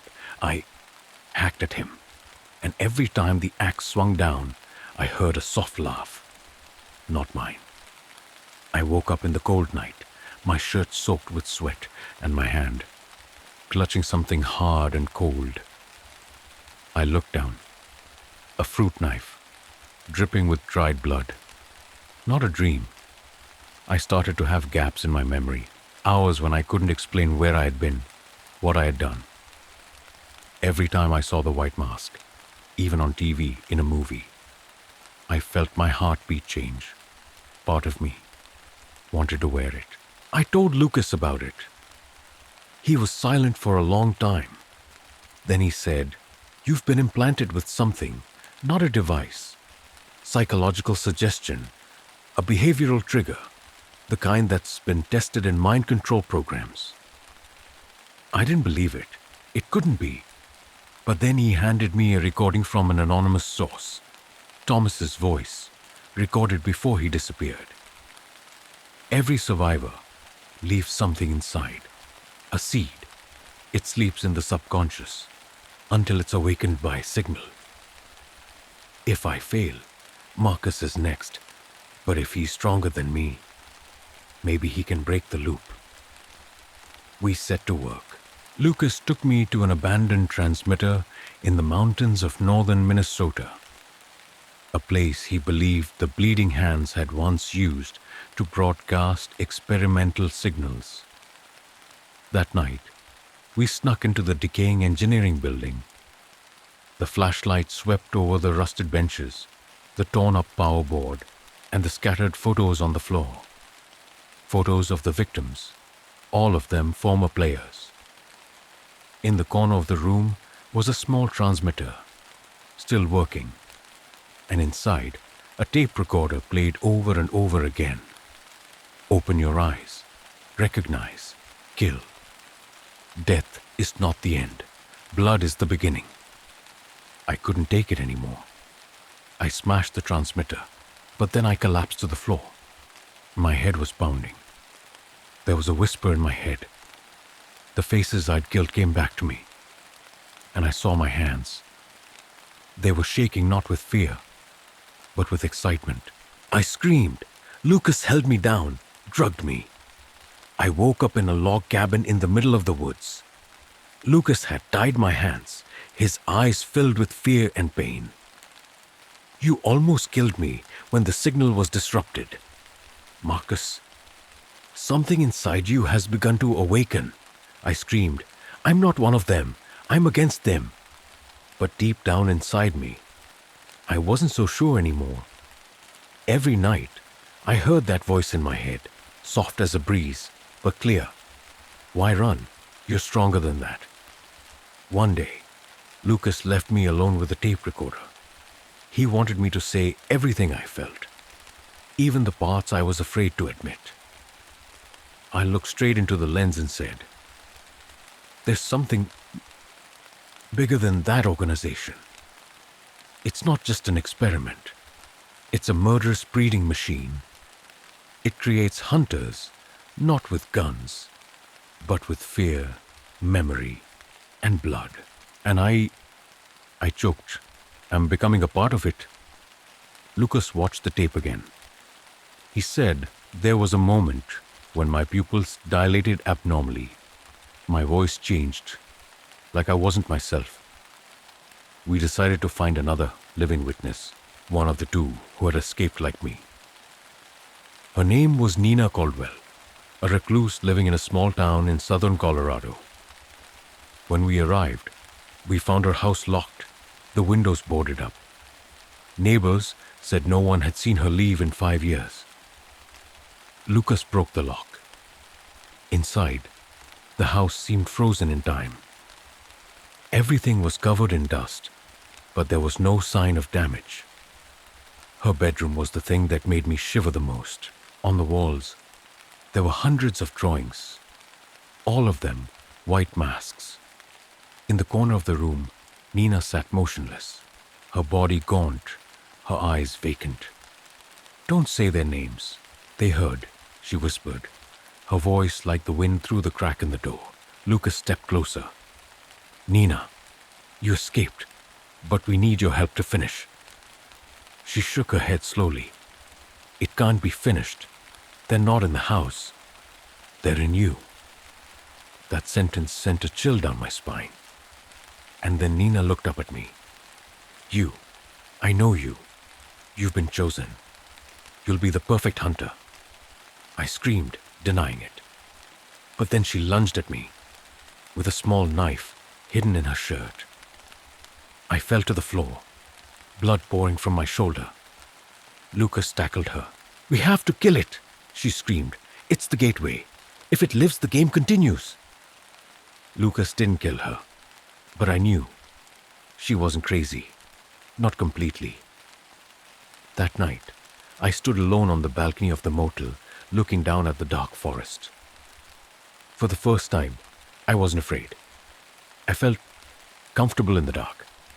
In my pocket, I don't know when, there was something. I pulled it out. It was the white mask. No one gave it to me. No one saw me pick it up. I wonder, am I still in the game, just on a deeper level? Or am I the one who's starting to enjoy this game? I held the mask in my hand all night, not wearing it, not throwing it away, just looking at it. It felt like it was living, breathing with me. The manta white paint had a few small scratches, and right at the edge of my lower lip was a dried red stain. Blood. Not my blood. It couldn't be. But I couldn't remember where I'd last put my hand, or when I'd slept. The next morning, I put the mask in the drawer of my motel room and locked it. But as I turned to leave, I heard a faint click, as if someone had unlocked it from the inside.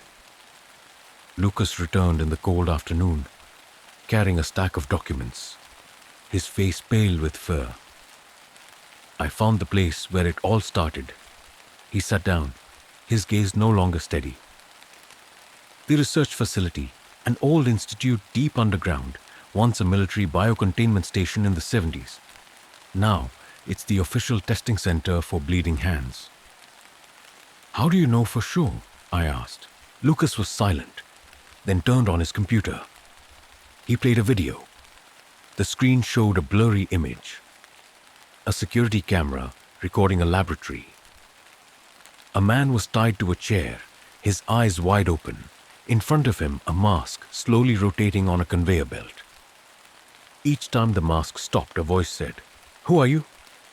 The man didn't answer. The mask rotated again.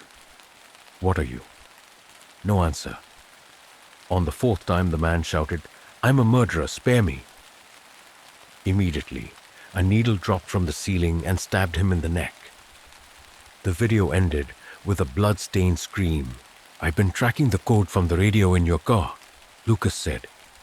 "The signal was sent from down there. That means the game is still running. They never stopped." I clenched my fists. "And what do you want? To bring the place down?" Lucas nodded. "If we can get into the central control system, maybe not stop it completely, but at least stop the next cycle."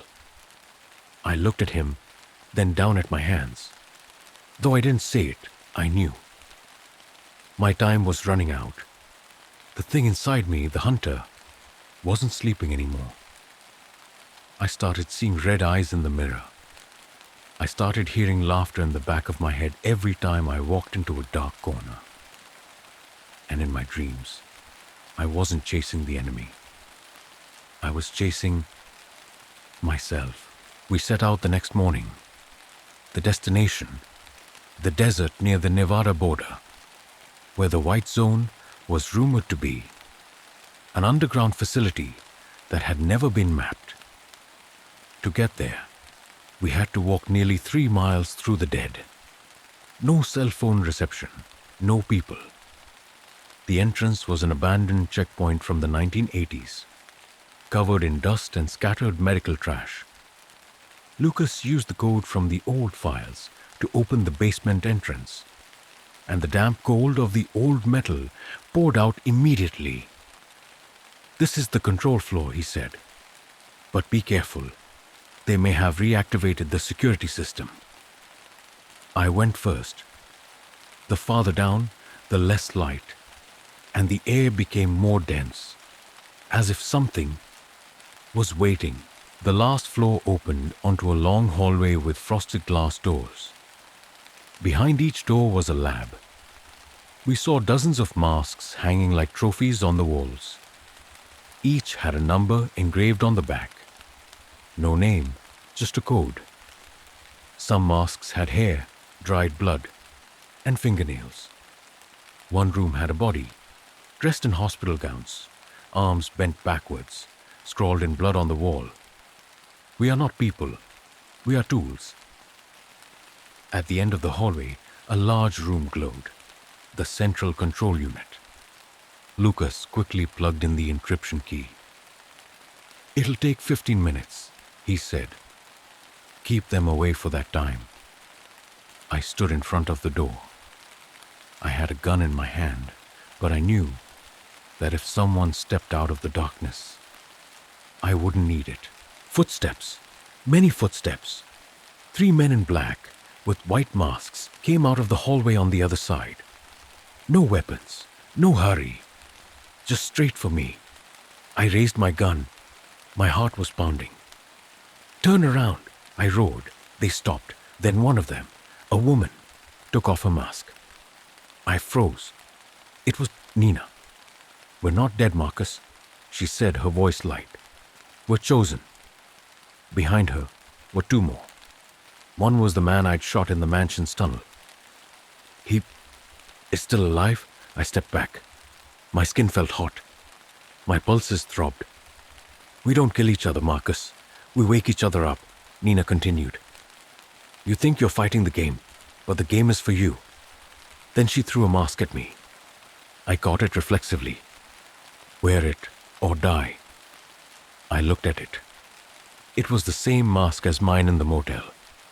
And I didn't know what I feared more, dying at their hands or living as one of them.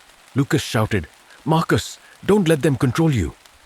But I had already put on the mask. The world disappeared for a moment. I saw a memory that wasn't mine. I saw Thomas, not running, but leading.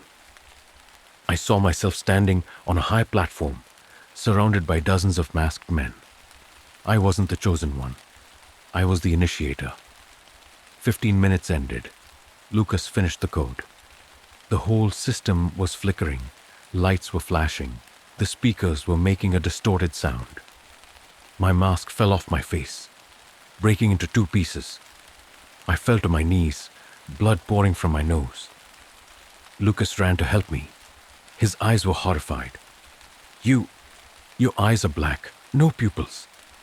I gasped but didn't reply, because I just remembered the game wasn't over.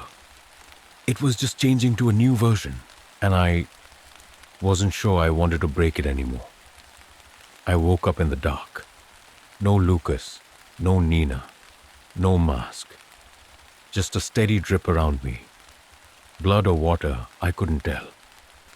My head was aching, my throat was dry, and there was a metallic taste on my skin.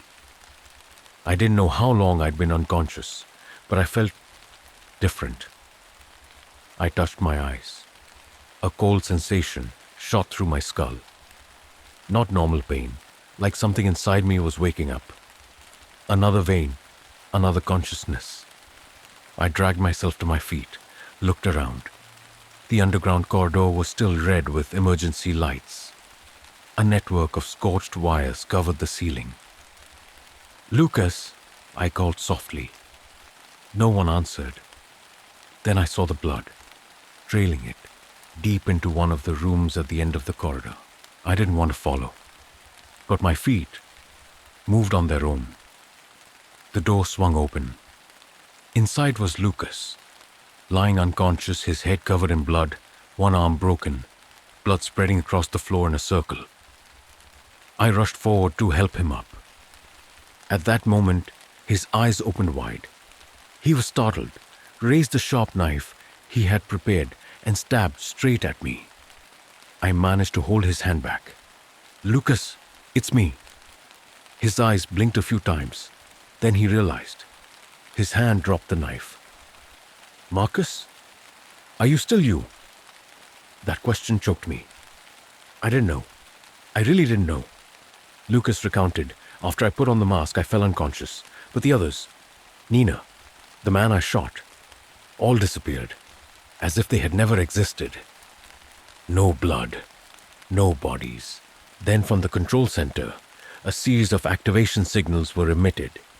Not just in this building, but to other places, overseas facilities. Sleeping devices were awakening. "I think they're using you as a trigger," Lucas said. "You're not just a player. You're a clue." We were running out of time. If Lucas was right, the game was expanding, and it was starting all over again in new places, with new people. There were no more mansions, no more masks on the walls. Everything was digitized, programmed. The game had become a pervasive system, infiltrating phones, security cameras, hidden apps. And worst of all, a part of me wanted it to continue. We escaped the underground facility through an old technical tunnel leading behind a rocky hill, about 2 miles into the desert. As we walked, Lucas kept looking at me as if he was afraid I would go crazy at any moment. And there were moments when I felt I was no longer in control. I dreamed of blood. I dreamed of Nina standing in front of me, whispering, "Marcus, let it rise. You're stronger than this world." I dreamt of Thomas, his face no longer bloody, but clean and calm. He was wearing a suit, standing in a white room. "You're not breaking the game, Marcus. You're just rewriting the rules." We found a hacker named Juno, who lived anonymously in a slum on the edge of Phoenix. Juno had been part of a team that had discovered sonar-based brain control systems. Bleeding Hand's specialty, his apartment was a dumpster fire. Flickering screens, tangled cables, small servers that burned all night. Lucas handed him the hard drive he'd brought from the underground facility. Juno plugged it into the system, muttering to herself as the code ran on the screen. They use some kind of blockchain structure to distribute the signals, he said. It can't be destroyed. It can only be changed. Changed how? I asked. Juno stared at me. Someone from the inside has to rewrite the original code. Lucas turned to me. The answer was obvious. Me. I was the one who had been to the deepest part of the system, who had worn the mask, who had touched the core. But to do that meant I had to reconnect to the system, which meant I had to let the hunter inside me wake up. That night I sat alone in front of the screen. Juno had installed a virtual reality simulation that recreated the central control interface. If I went in there, I could change the rules, but I could also lose myself forever. Lucas handed me a gun. If you lose control, I'll do the rest. I looked at him, then nodded. I put the device on my head, and the screen went black. I woke up in a completely white space. In front of me was me. Another version dressed in black, wearing a mask. He smiled. I'm you if you choose to live. The unbound self. The liberated self. Do you want to break the cycle? Or control it? I clenched my fists. But then, from all around me, images appeared. Every person I had met. Thomas, Nina, the Tide Man, Lucas, every decision, every drop of blood I had shed. You created me, I said softly. Then I walked to the control panel in the middle of the room, where the code was running. My hand slid lightly, and I typed, rewrite protocol, disable kill cycle, enable liberation. At that moment, the other self rushed forward, screaming, you will break everything, I shouted back. The two streams of data collided. Everything went white. I woke up panicked, sweating like rain. Juno pulled the cable. Lucas ran over. What happened? They asked. I didn't respond right away, but in my head, the last line of code was still running, unblocked, and I knew the blood loop had been broken. But at the same time, a new game had just begun. I thought I had won. I had entered the core of the system. I had rewritten the code. I had broken the cycle of killing. I had not become the hunter. But then, everything went eerily quiet. No sirens, no response from the system, no warning from the organization. Everything was blank. Something's wrong, Juno muttered, her eyes glued to the screen. I sat there, feeling like I was on fire, as if I had pulled open a large door, but I didn't know if it was an abyss or light. Lucas poured me a glass of water. His hands were still shaking. Are you sure you ended it? He asked. I nodded. But at that moment, Juno backed away from the console, his face pale. No, not over, he said. You didn't delete the game, Marcus. You freed it. The lines of code began to replicate themselves. Each line began with a new symbol. Seed, protocol, replication, active. The system was not disabled. It changed form. It had gone from a closed-off killing machine to a behavioral virus, one that could spread through images, sounds, electromagnetic waves, and even memories. You unlocked yourself, Juno gasped. And they used you as the first seed. Lucas stood up abruptly. We have to isolate Marcus. No, I shook my head. There is another way. They both turned to look at me. If I become the door, I said, my voice low and strangely calm, then I must also be the one to close it. We left Phoenix that night. Every step felt like a race against time. Juno stayed behind, keeping the server disconnected from the global network, at least to prevent the system from spreading further. Lucas and I headed to Oregon. where the Echo facility was located, a former Bleeding Hands base that had been frozen after the 1996 data breach. According to Juno's records, Echo contained the original, the core seed, the first seed of the entire game, the starting point for all the survival experiments. If we could destroy the seed, the game would lose its roots. Not erase it completely, but stop it from continuing. We arrived on an autumn afternoon, the wind blowing through the pine trees, making the trees howl as if in warning. The Echo facility was located in the basement of an abandoned church, windows shattered, dust covering the stone altar. Behind the main altar was a rusted iron staircase leading to the underground level. Lucas walked ahead. I followed.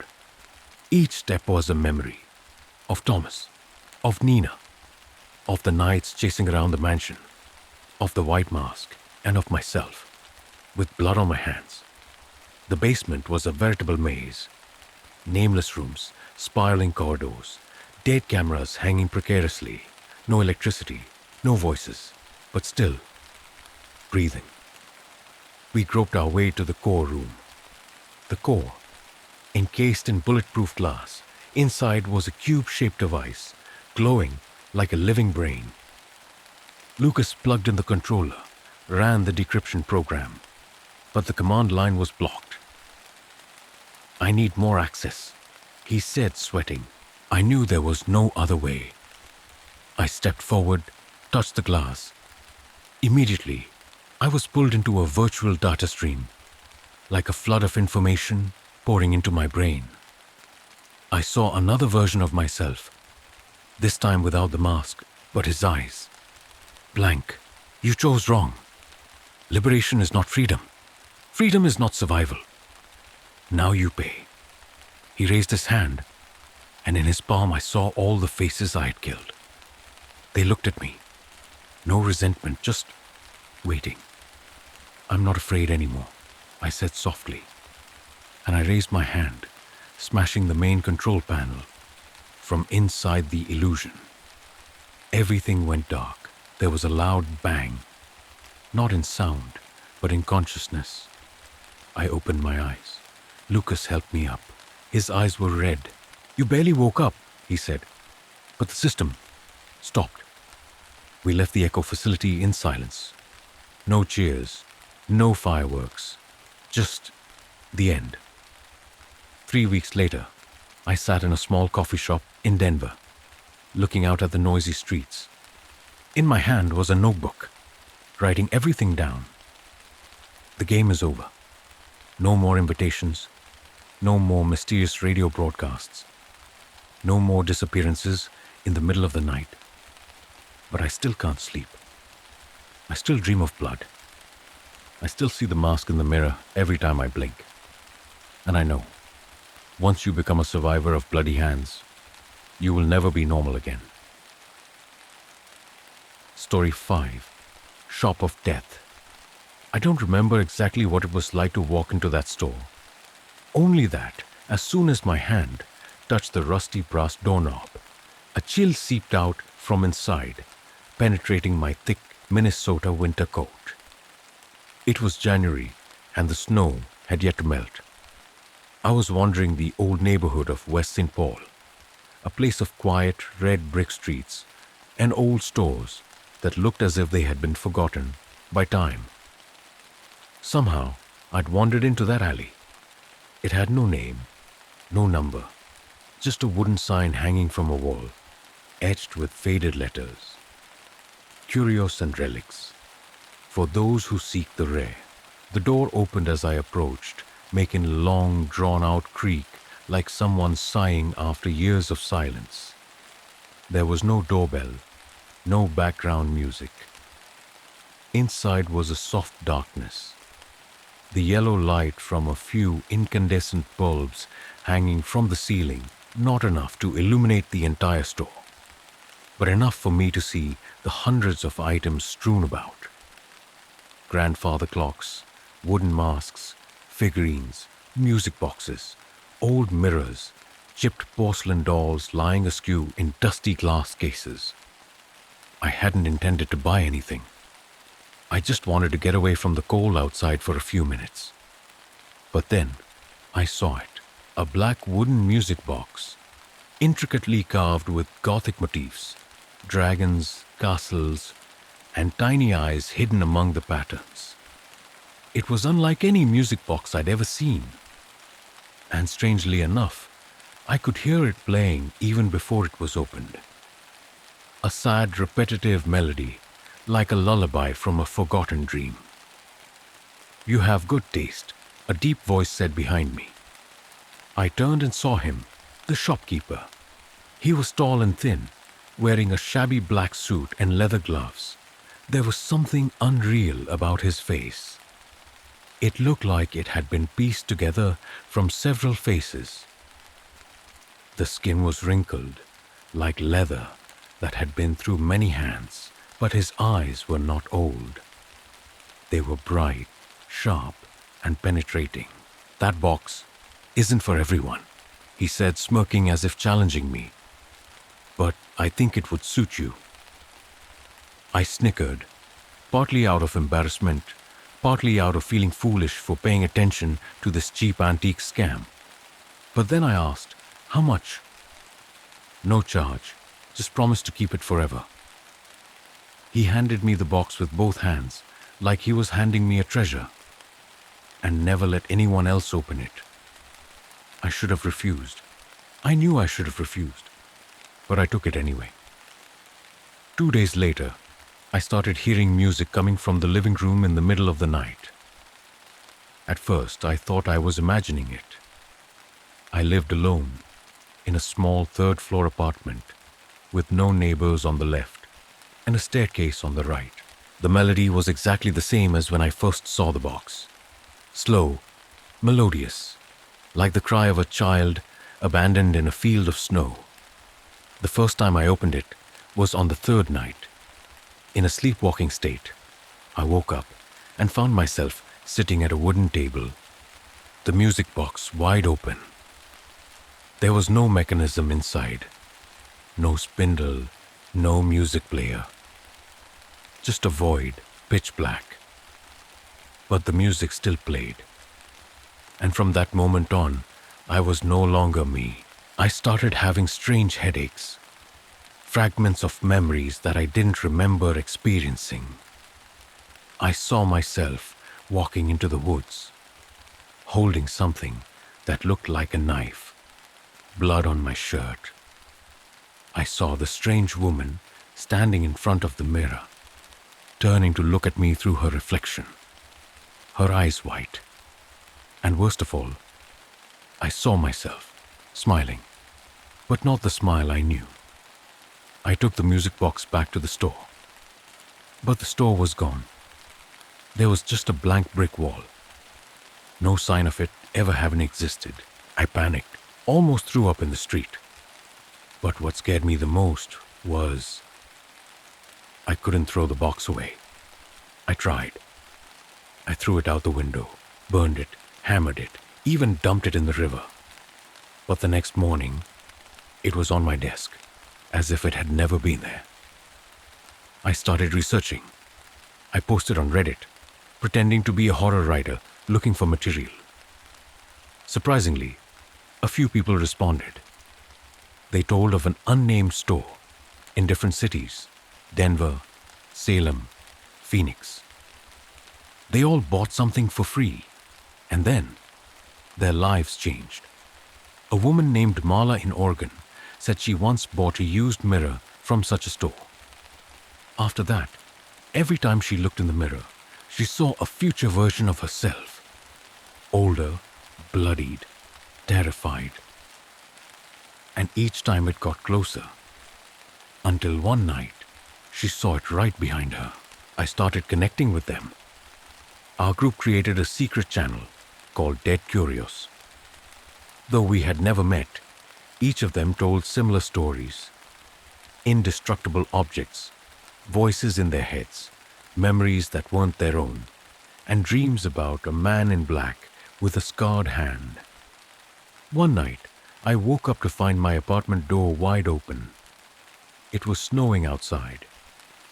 I walked out into the hallway, and there was a little kid standing there, his back turned, long hair covering his face. It was singing. It was the tune from the box. "Who are you?" I asked. It didn't answer, but the lights in the hallway went out. When they came back on, it was right in front of me. I saw its face and realized it was me. When I was 8, I hadn't told the dead curious about it. I was afraid they'd think I'd crossed the line, but I began to suspect. Maybe all these strange objects were part of something bigger.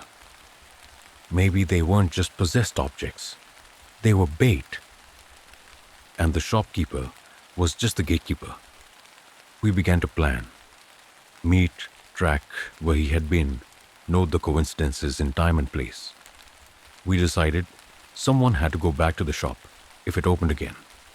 And unfortunately, the shop had just reappeared. In New Orleans. This time it wasn't me who went in. It was Marla. Marla flew into New Orleans on a drizzly March day when the city was blanketed in a thick ash dust haze.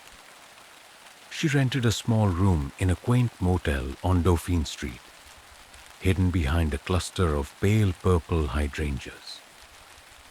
We kept in touch through Dead Curious, but I noticed she had started to respond less since arriving. She sent me her first photo on the second day. A shop in the French Quarter, its black wood facade faded, with a hand-carved Curious and Relics sign dangling in the wind. The photo was blurry, but I could still make out the outline of a figure standing behind the glass. A man in a black suit and an old fedora, his eyes seemingly staring straight at me through the screen. "It's exactly as you described," Marla texted. "I'll be there tomorrow morning." That was the last she heard from me. 2 days later, Marla's phone went dead. The rest of the group grew concerned. We called her hotel, and they said she had checked out. One of them, Aaron, who had owned the Whispering in the Night clay statue, offered to drive from Houston to New Orleans to investigate. I agreed. 3 days later, I got a call at 3 a.m. Aaron's voice was shaky, as if he had just emerged from a nightmare that had lasted for centuries. I saw her. Marla? Yeah, but it wasn't her. Not quite. Aaron said he'd found the store, the exact location Marla had sent the photos, but this time it was locked. Through the dusty glass, he saw that it was empty. Empty. No lights, no people. And then he heard laughter. A soft laugh, muffled by a thick layer of fabric. He turned around, and Marla was standing across the street. She wore her old coat, but her hair was matted, wet even though it wasn't raining. Her skin was pale, drained of blood. She said nothing, just smiled. A crooked smile, as if her facial muscles were no longer in control. Aaron called her name. She turned, walked into a small alley. He followed. The alley led to a dead end with a brick wall covered in moss. There was no one. But on the ground, he saw Marla's hand mirror, the thing she said had haunted her for the past 3 years. I didn't believe in coincidences.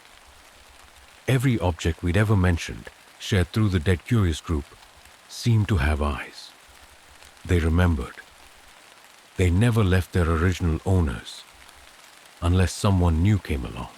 I started going through all the old posts in the group, digging through the chat history. There was something I'd missed. And then I saw it. A voice recording from a member named Jude, who had left the group more than 6 months earlier, after claiming to have understood the true nature of the store. The audio file was short. Jude's voice was hoarse, almost like a delirious whisper. It's not the objects that haunt people. It's the people who keep the objects. Each one is a living memory. It's a door. Once opened, they can't come back. And the person behind the counter is not a person. He's a lackey. He's the one who holds the keys. I couldn't sit still any longer. I decided to go to New Orleans. The flight was 3 hours, but it felt like a lifetime.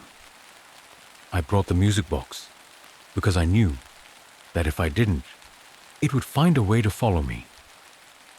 When I got there, I rented a bike and drove through the gaslit streets. The city smelled musty, of rotting wood and old wine. At the spot where Marla had photographed the store, I found it open again. No one inside. I walked in. The atmosphere changed immediately. It was thick, like soda, left out for too long. The store was no longer what I remembered. The walls were painted blood red, and every item was arranged in a strange order, each in a separate glass case, with a handwritten tag underneath. I walked over to the first cabinet. Inside was a wooden comb. The tag read, "Mother Amnesia, 1987, disappeared in the night." I walked over to the second cabinet. A pair of children's shoes, stained with dried blood. The tag read, "Liam, sleepwalked, stepped onto the tracks." I started to shiver. The third cabinet. Marla's hand mirror. The tag read, "Marla, saw herself, became a shadow." I didn't realize how long he had been standing there. The shopkeeper, the same suit, the same pit in the ground. But this time, his face had no eyes. I backed away, but the door was gone. Instead, the wall was covered with frames. Each one held a portrait of a person.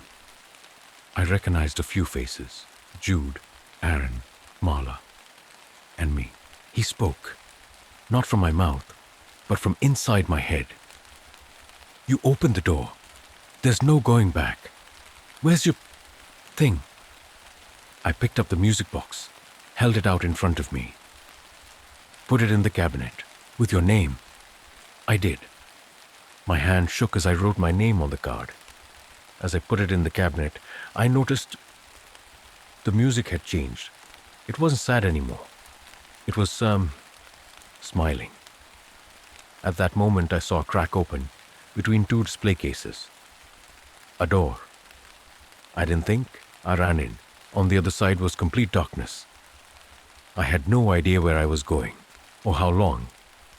Only the music echoed behind me, fading away. And then I saw light. A window.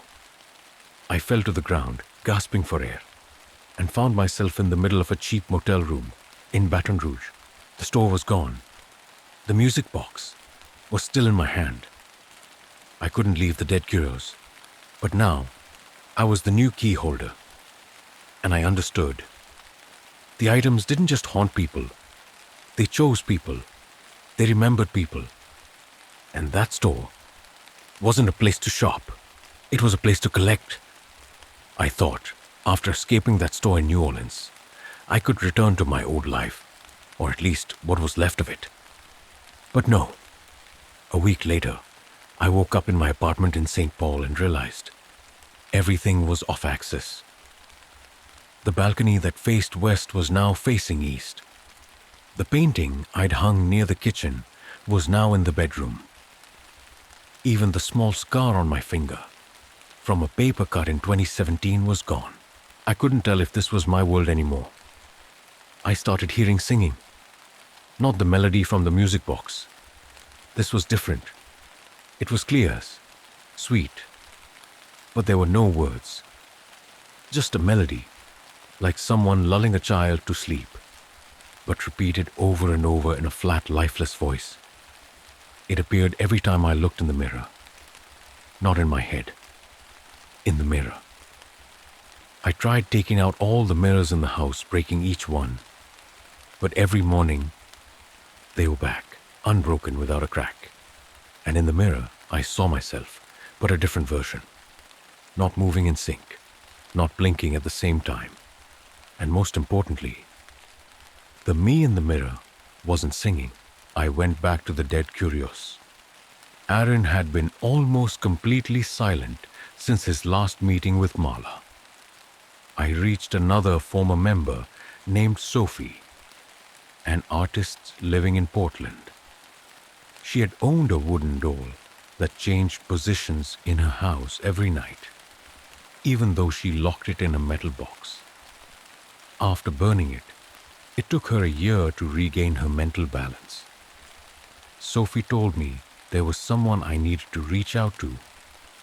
Harlan Briggs, a queer scholar who had taught folklore at the University of Vermont but was fired for his psychopathic theories. Harlan knew about the store, Sophie said, more than anyone I'd ever met. I flew to Vermont. Harlan lived in a run-down cabin in the woods, about 20 miles from Brattleboro. He had no phone, no email. I only got his address from a shady blog post on occultforum.net, deleted 48 hours after it was posted. I arrived at dusk. The house looked like part of the woods. Moss covered the roof, tree roots growing through the floor. I knocked on the door. No answer. I tried the knob. It opened. It was dark inside. Only the dim light from the dead fireplace. No voices. Just the ticking of a clock and a strange smell, like burnt paper mixed with incense and rust. I walked further inside, and then I saw him. Harlan Briggs, thin, bearded, sunken eyes, was sitting in a chair, motionless. I thought he was dead, but then he opened his eyes. "Did you bring that?" he asked, his voice hoarse as a whetstone. "The box?" "No, what it left in you." Harlan knew. He knew a lot.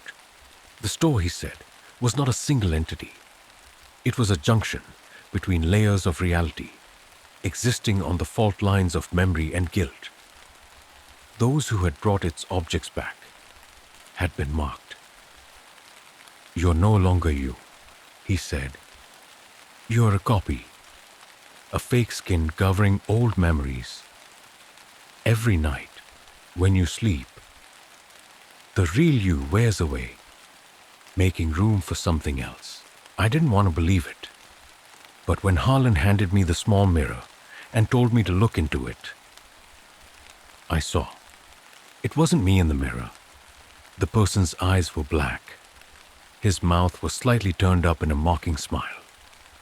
I threw the mirror to the ground. It didn't break. Harlan said there was a way to temporarily sever the connection to the store, go back to where the object was first seen, and perform a memory-ending ritual. It sounded like black magic, but I had nothing to lose. The problem was, I couldn't remember exactly where the first store was. That alley in St. Paul, now just a white wall, no sign, no trace. "Find your memory," Harlan said, "or let it find you." That night I slept in his little cabin, and I dreamed. I felt small again. A 6-year-old child, lost in the night market. My mother, just disappearing into the crowd. I ran after him, lost in a small tent, covered in black. Inside, an old man with white hair handed me a toy, a music box. I opened it. The music played. But instead of soothing, it screamed. Then it stopped. When I looked up, the old man was gone. And I am no longer a child. I am an adult back where I started. I wake up in the middle of the night. Outside the cabin, the woods howl in the wind. I step out instinctively, and then I see the store. It has no walls, just a skeleton floating in the air. The displays have no fixed shape. They morph constantly, as if searching for the right person. I hear Marla's voice, Aaron's voice, and a strange, echoing voice. Choose an object, a memory, a price. I don't choose. I smash the music box in my hands, hit it with all my strength. This time, it breaks, and the world around me shakes Everything in the store begins to distort. Walls crack, wind howls, voices scream in panic. I'm sucked out, back into the woods, in front of the cabin. When morning came, Harlan was gone. Only a piece of paper remained. The store isn't closed, it's just changed hands. Be prepared. They'll be back. And next time, they won't give you a choice.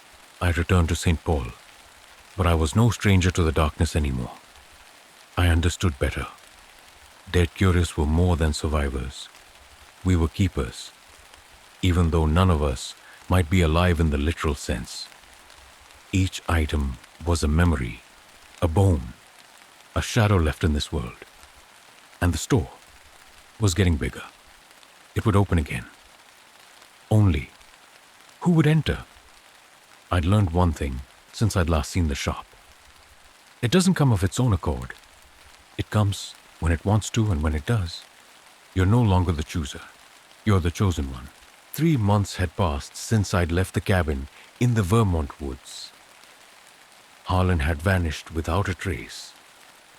The remaining members of Dead Curious had scattered, some gone missing, some withdrawn from the group out of fear or disbelief. Only Sophie and I had kept in touch, as if we kept talking, this reality would still hold, still be real. But I knew. Things were cracked. My apartment, the walls sometimes breathed, not figuratively. I could hear them heaving when I was quiet for long enough. And on the darkest nights, I found myself no longer in bed. I'd wake up in the living room, standing mesmerized in front of the wall mirror, my eyes glued to that out-of-sync reflection, the thing that masqueraded as me. One evening in early June, Sophie called me on video, her face pale, her eyes wide with panic. After a few seconds of silence, she said just one sentence. I saw Marla in the mirror.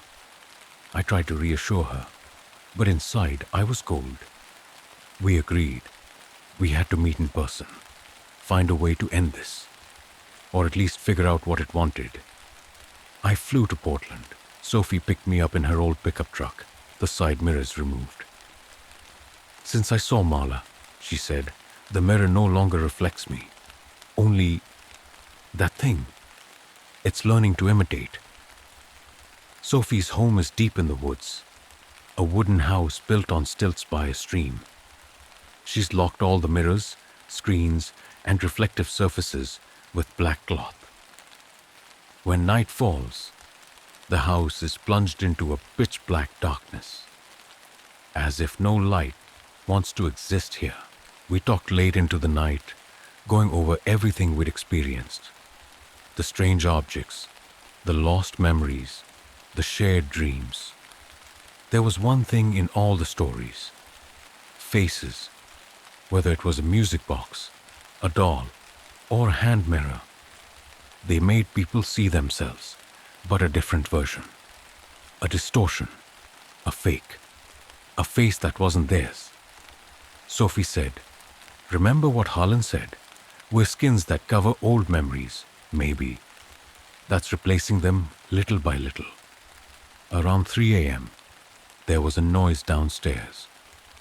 Footsteps were light, but steady, like someone was walking around the room. We were silent, holding flashlights and kitchen knives. I walked down slowly. The light wouldn't turn on. Something was flickering at the back of the room. Behind the cloth, covering the largest mirror. I pulled back the cloth. The mirror appeared. I saw Sophie, but she was behind me, outside the mirror, and the person in the mirror was me. But not me. Its eyes were blank black, its skin waxy, and its mouth moved. There was no sound, but I could read its lips. I'm almost done.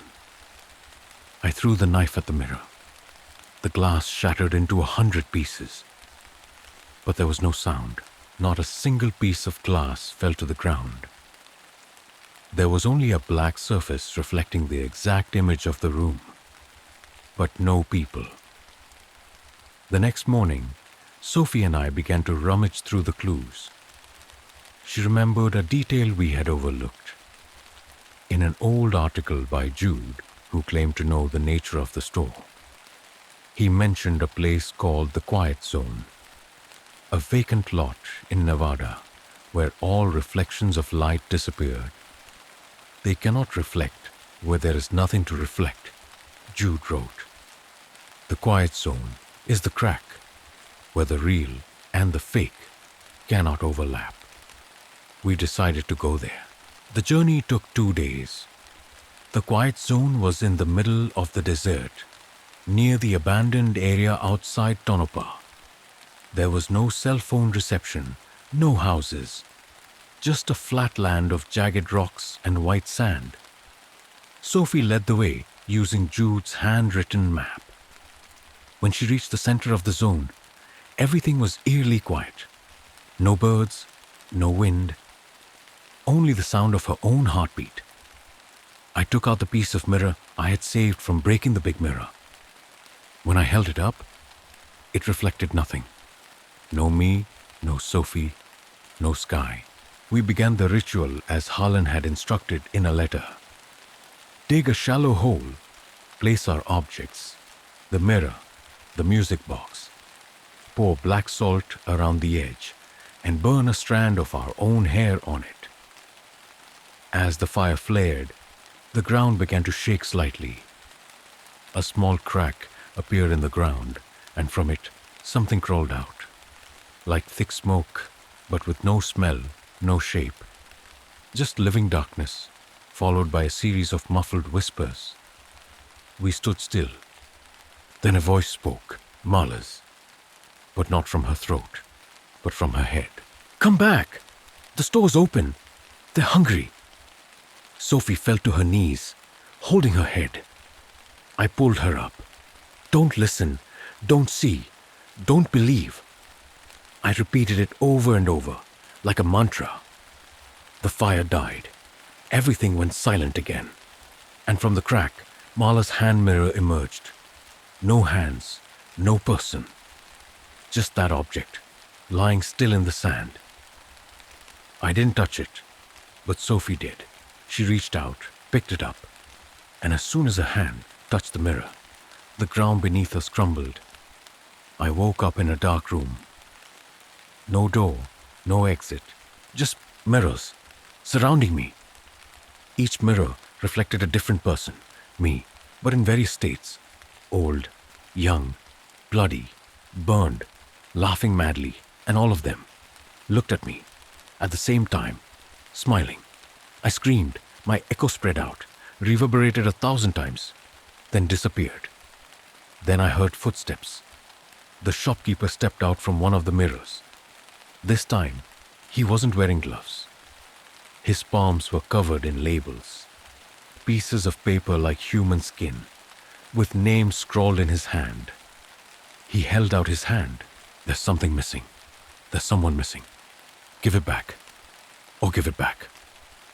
I looked around. Sophie was gone, but Marla's hand mirror was in my hand, and for the first time, I saw a reflection. Not of me.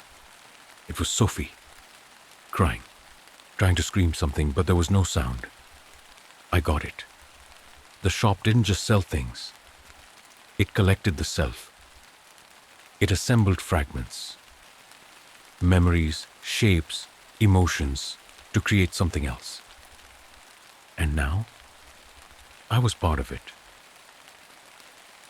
Story 6. The Mystery of Hidden Crime. My name is Thomas. I am almost 40 years old and live in the suburbs of Maine, where the streets are covered with yellow maple leaves every fall, where the winters are bitterly cold and isolation creeps into every way of life.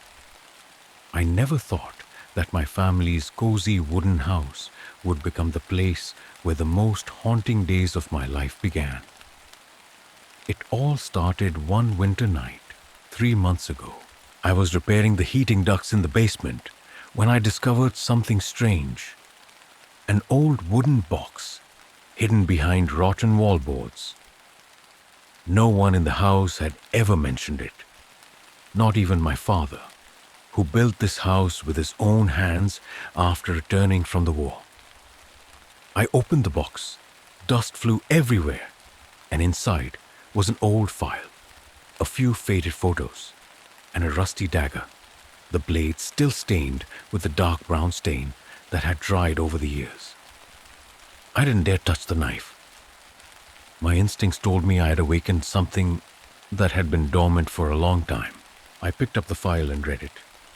It was the investigation file for a murder case from 1983, the year I was born. The victim was a man named Jack Loomis, stabbed to death multiple times in an abandoned barn near Franklin Woods. The last person to see him alive was my dad. I quietly put everything in the trunk of my car and drove to a gas station more than 30 miles from home. There, I met an old friend, Jake, now a police officer. I trusted Jake because we had grown up together and we had survived the winter of 1991. The winter when someone had hanged himself in the willow tree behind my house, and the police had never found out why. Jake looked over the file and was silent for a long time. Finally, he said only one sentence. "Someone doesn't want this to be reopened." I asked who he was referring to. Jake didn't answer. He just looked at me, his eyes full of hesitation and fear. A few days later, strange things started happening in my house. First, there were the footsteps in the middle of the night coming from the attic, which had been locked since 1997 after a small fire. My mother once fainted when she saw a dark figure passing by her window on a rainy night. I thought she was delusional because of her old age. But then I saw it too. One night, while I was in my study, I heard a heavy breathing behind me. I turned around. No one was there. But on the glass door, there was a small, cold handprint. I told my sister Emily everything. She lived a few hours away, had her own family. But when I mentioned the 1983 case and the name Jack Loomis, Emily's voice trembled. She hung up after whispering, "You shouldn't say that name in the house." I knew I had touched a family taboo. I dug through old photos, letters in the attic. A small note from 1984, written in my mother's handwriting. "Bury the truth with the past. If it wakes up, the whole family will be destroyed." But what made me freeze was the last photo. My father, my mother, and Jack Loomis. They were smiling, their hands on each other's shoulders. On the back of the photo was the words, "Jack, the only one who knows the truth about the baby." I was the baby in that sentence. The deeper I dug, the more I felt the presence of it around me. Not just strange phenomena, but the feeling of eyes watching me from the dark. My dog, Bruno, became unusual. He growled at the stairs every night. One day, I found it scratching hard against the living room wall, revealing a small hole, behind which was an unsent letter, written by Jack Loomis himself. In the letter, Jack said he had discovered a horrifying truth about my father. That the man I called father had killed someone, not in self-defense, not to protect the family, but because he was afraid of having his secret exposed. And Jack intended to make it public, but Jack never got around to it. I confronted my father that evening. He was old, sitting in an armchair, his hands shaking as I laid the bleeding knife on the table. "You found it?" he said, his voice low and hollow. I asked him why. He didn't answer right away. He just looked into the glowing fireplace and told me everything. Jack had been his half-brother, but after a fierce argument about family matters and a child, a child my father believed was Jack's biological child. He lost control. I thought I would just kill him, and the past would be put to rest forever. He laughed harshly, then looked at me. I never expected that his child would be you. I don't know when I stood up. My hands were shaking, and the knife was already in my hand. My father didn't beg. He just said, "If you want to avenge your biological father, then do it. Blood has been shed once, and one more won't change anything." I left without saying another word. But that night my father died, falling down the stairs, breaking his neck. The police said it was an accident. Only Emily and I knew it wasn't an accident, because Emily pushed him down. I never thought that the family's biggest secret was not a murder, but a betrayal from my own blood. And that betrayal, like a hungry beast, has not stopped. Because in my house, there's more than one person with Loomis blood. And I'm afraid, very afraid, that I'm next. Since Dad's death, the house has felt different. Not because he's gone, but because of the way the space seems to be watching me. Every time I walk down the second floor hallway, where the old mirror from the 60s hangs, I always feel like the reflection doesn't quite match my movements. Once, I stopped to look in the mirror, but the person in the mirror didn't. I told Emily about it, but since the day she pushed Dad down the stairs, Emily has avoided me. She refuses all calls. She leaves just one line: "Don't let him see you in the mirror for too long." At the time, I thought she was just having a nervous breakdown. But then, one night, at 2:33 a.m., I woke up to the sound of water dripping from the bathroom upstairs. I lived alone. The upstairs was unoccupied. I walked up the stairs, each step creaking under my feet like the house sighing. The bathroom door was slightly open. I pushed the door open, and the first thing I saw was a mirror broken in two. No one was in the room, but there was a wet handprint on the glass running down to the edge of the sink, and the words written in a reddish-brown liquid: "Blood for blood. Mirror for sin." I called Jake. He arrived at 4 a.m., not wearing a uniform. We stood in the living room, only the dim light from the kitchen lamps making everything seem like it was in a trance. I told him about the mirror. Jake was silent for a long time, then opened his phone, rummaged through the photo album, and showed me a picture. It was a picture of a little white girl with long black hair, eyes wide with terror. Behind her was a mirror. The glass was cracked in the shape of lightning. But what shocked me was that in the mirror, there was no picture of the little girl. Instead, there was a tall, faceless, black figure. This picture was taken at your great-grandfather's house in 1927. Jake said slowly, "The mirror in the hallway came from that house. Your mother told me. It saw too many things it shouldn't have." Jake didn't want to stay that night. He left before dawn. I was alone, sitting quietly in my study, my eyes glued to the cameras I'd installed around the house since Dad's death. At 3:14 a.m., the upstairs hallway camera flickered. Then it went off. When I turned it back on, I could clearly see a figure standing motionless in front of the mirror. It wasn't me. It wasn't Emily. It wasn't Jake either. The next morning, I went to see Emily. Her house was in Auburn, over an hour's drive from mine. But when I got there, I didn't see her car. The front door was ajar. A cold feeling hit me, like someone was opening a freezer. I walked in, calling her name. No one answered. There were scattered photos on the floor. most of them torn in half. Some of the pictures were of my father, my mother, me, and Emily when they were young.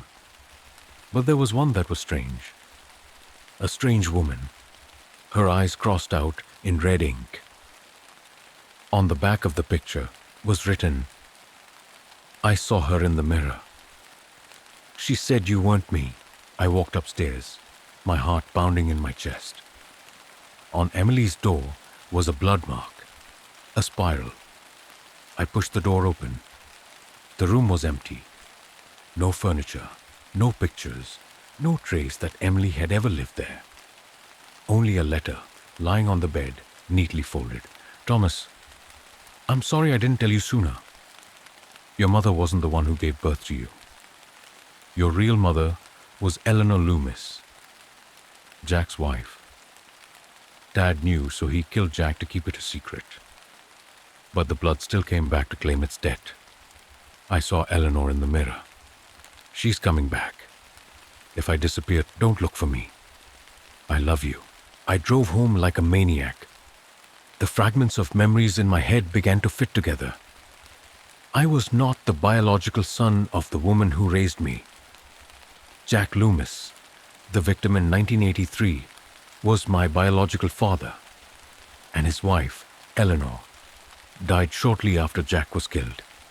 It was recorded as a suicide, but now I began to understand. She did not commit suicide.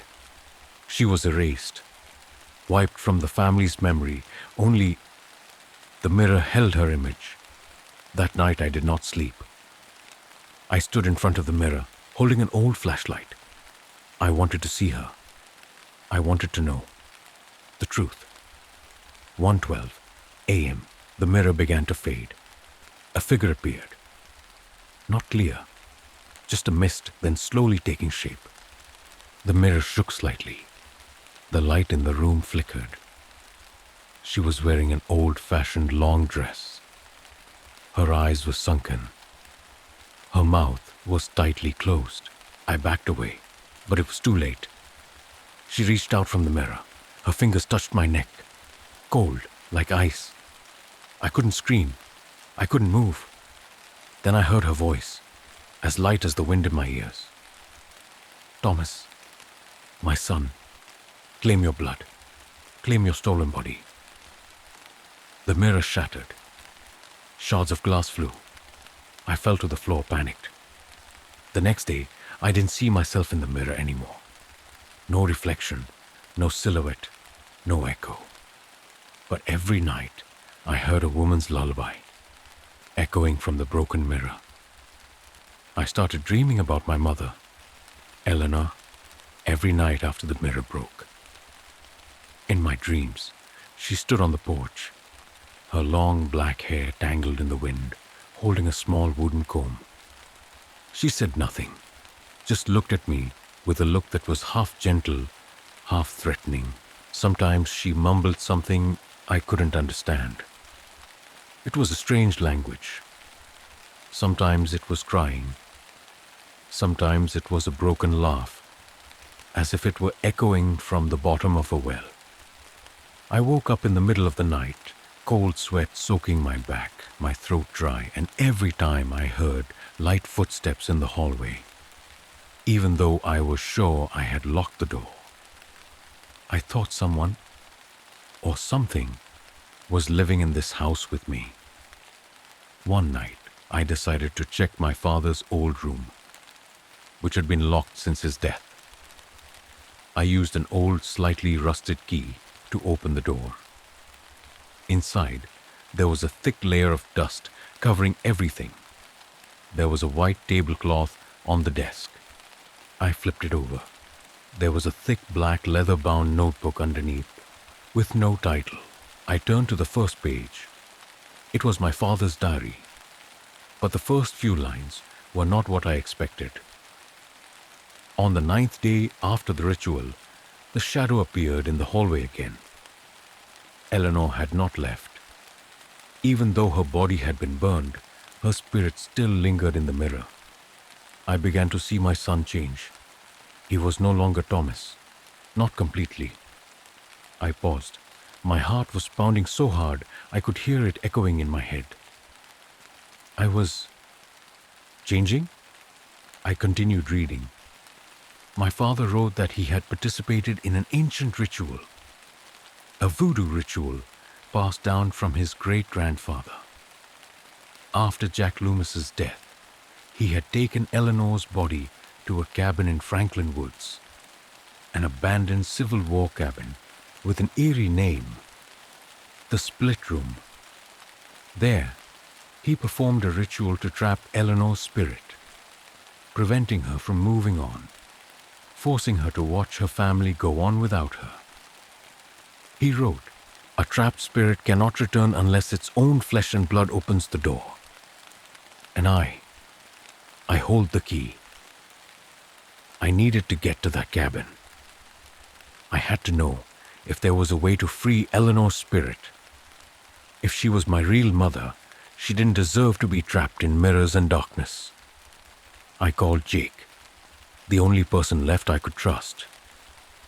At first, he didn't answer. Then, 20 minutes later, he called back. His voice was hoarse, as if he'd been drinking or sleeping too much. "Thomas, you mean the split room?" I told him to meet me. We met at the old ranger station near Franklin Woods. Jake had a shotgun and a hand-drawn map. A map my dad had left me. Together, we walked deep into the woods, through old trails covered in leaves. After more than an hour of walking, we found the hut. It was in the middle of a pine forest, small and rotting, with a collapsed roof and sagging wooden doors. The air around it was colder. No birds, no wind, just a suffocating feeling, like entering a grave. Jake tried to go in first, but I stopped him. "Let me," I said, and pushed the door open. The air inside smelled of old smoke, ash, and something like burnt flesh. In the middle of the room was a circle of black stones, with traces of ash and strange symbols carved into the bricks. At the end of the room was a door, small redwood, locked with an iron chain. Jake whispered, "That door is what holds the soul. If you open it, are you sure you can control it?" I didn't answer. My hands were shaking, but I moved closer. I didn't know what made me do it. Maybe it was hatred for my mother. Maybe it was a feeling of being lied to all my life. I unchained her. The door made a long, mournful creak and swung open. Inside was a narrow, pitch-black room, with only a broken iron bed and a mirror. The same kind of mirror in my house. The only difference was that in the mirror, I saw Eleanor sitting on the bed.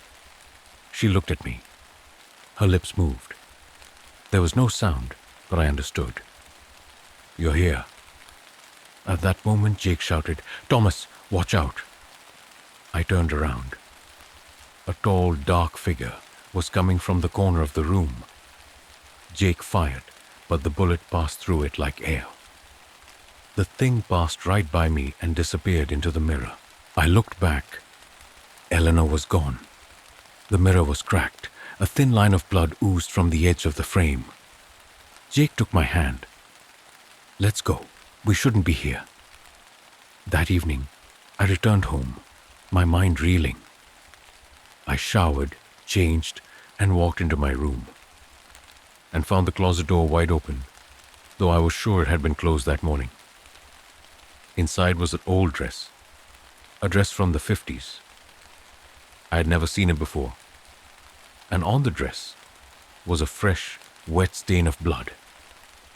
I stepped back, about to run, when I heard footsteps upstairs.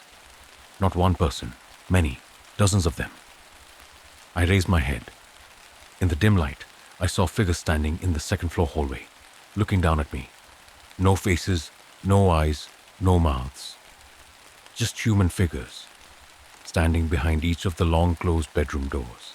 And then, Emily's door, the locked room, slowly opened. I don't know how long I stood there, but my legs were stiff, unable to take a single step. In the hallway on the second floor, figures were still standing, as if waiting for an order. Emily's door, the room that had been locked since 2003 after the incident that the family never mentioned, opened silently.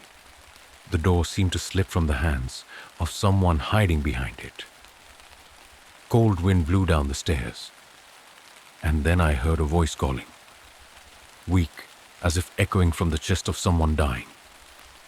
"Thomas, come in here." Emily's voice. I couldn't help but walk up, even though every nerve in my body was screaming at me to run.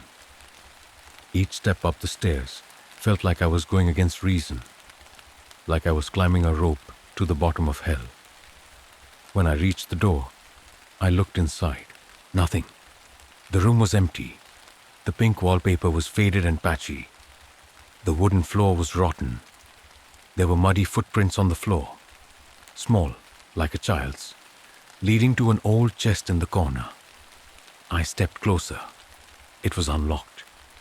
When I opened it, a musty smell hit me. Inside were dozens of dolls. Each had its eyes cut out. The eyes were sewn shut with red thread. One of them had a T carved into its forehead. I heard the door slam behind me. Turning, it was locked. I rushed to it, yanking on the handle. It didn't budge, and when I turned again, the chest was gone. Instead, Emily was standing in the middle of the room, but not the Emily I knew. Her face was pale, her eyes black as pits. She held a doll in her arms. She smiled. "I hid in this room once, Thomas. Years ago, after the night Eleanor burned. I backed away." "Emily? What the hell are you talking about?" "I saw it all. She didn't die.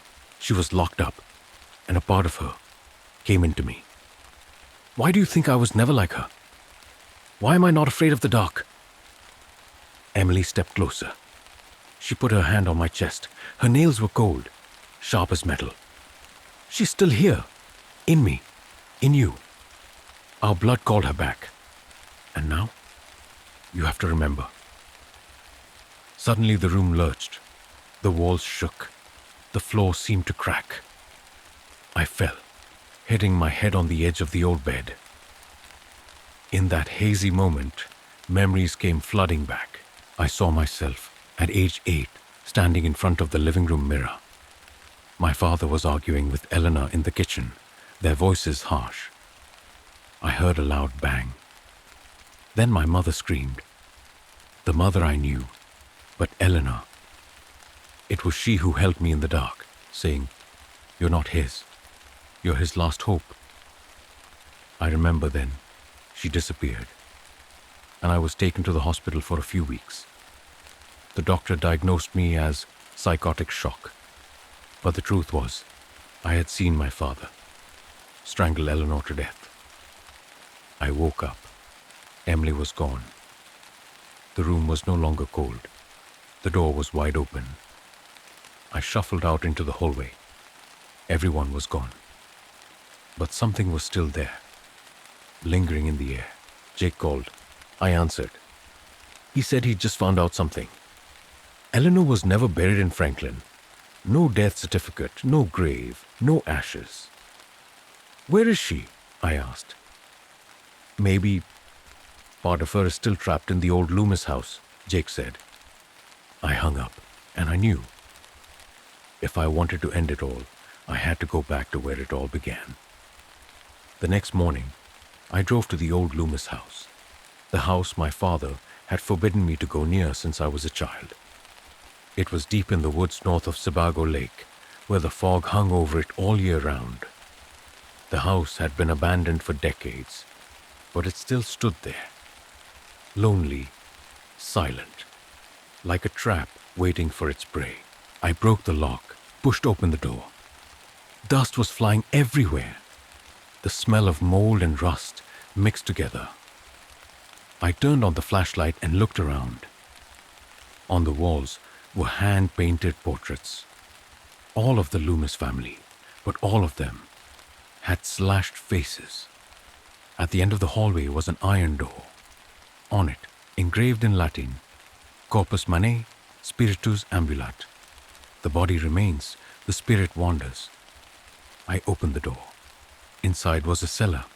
On the ground, I saw a body preserved in clear resin, lying in the middle of a broken salt circle. It was Eleanor. Her face was intact. Her eyes were wide open, and when the flashlight touched those eyes, I saw myself reflected in them. Then the cellar door slammed shut behind me. There was nowhere to go. I heard laughter. It was Emily. You have entered the place where she waits. Now you are the remainder. Bloodler needs a body to complete. I couldn't move. I couldn't scream. Every vein in my body felt hot, as if it were being stretched, torn. The body in the resin began to move. I stood there motionless, in the cold cellar under the Loomis house, where the silence seemed to whisper in the cracks between the old bricks. In front of me, the body of Eleanor, my biological mother, lay still in the transparent plastic block, cracked in small cracks. Her eyes, though dead for decades, were still wide open, looking straight at me. Not hate, not resentment, but waiting. Waiting for me to come. Waiting to return. I stepped back, my heart pounding. At my feet were traces of salt around the body, some of which had been scattered on the floor, as if someone had intentionally broken the old seal. For a moment, I remembered the words in my father's diary. If the blood of flesh breaks the circle, the soul will return, and the body will find a new place to live. I am the blood of flesh. I am the one who opened the door. I am the chosen one. A screech echoed from the corner of the cellar, a sound like nails scraping metal. I swung the flashlight, just in time to see the shadow pass by, flickering cold, then disappear into the darkness. But the feeling was that it had not left. It was hovering somewhere, as if waiting for me to turn around. I tried to open the cellar door, but the handle was locked from the outside. I was trapped. In the cellar was a dusty wooden table, on which was a thick book bound in black leather. I flipped it open. It was a ritual book. The first pages were about soul separation, body preservation, an ancient form of black magic that had been banned in 17th century Europe. The last line was written in red ink. When the body is sealed, the soul cannot be re-entered without someone claiming it. Blood inherits the legacy of sin. I didn't know if I had the courage to continue, but the truth was that I had gone too far, and Eleanor had begun to return. I could clearly feel the change in the air. The flashlight blinked repeatedly. Then it went out. The cellar was pitch black. I stood still, not daring to move. At that moment, I heard footsteps. Soft, steady, slow, close to my ear, though I could see nothing. A female voice said, "Don't you realize, Thomas? I never left. I was inside you. From the first day." I don't know what took hold of me in that moment. Maybe it was fear. Maybe it was my blood instinct. I knelt down, touched the cracked plastic, where Eleanor's chest was showing a small gap. I whispered, "If you are the chosen one, bring the truth to the light." As I finished speaking, a cold air rushed through me. The darkness seemed to contract around me, then burst. The shock knocked me to the floor. I heard a scream. Not mine, not Eleanor's, but Emily's. I woke up in the flickering light of the candle. The cellar was no longer empty. Dozens of portraits, all of the Loomis family, hung around me on the stone walls. But strangely, each one had a different expression. They looked down at me, smiling faintly, as if they had been waiting for this moment for a long time. Eleanor's body was no longer in the plastic. I jumped up, my heart pounding. A soft laugh sounded from upstairs. Emily. I broke through the cellar door. I ran up, climbing the stairs in a panic. The ground floor door was wide open, the wind howling. In the living room, Emily stood with her back to me. "Emily," I called. She turned, but the eyes were no longer hers. They were Eleanor's, and the face, though it had my sister's features, had a strange ancient look. "You opened the door. Now don't close it."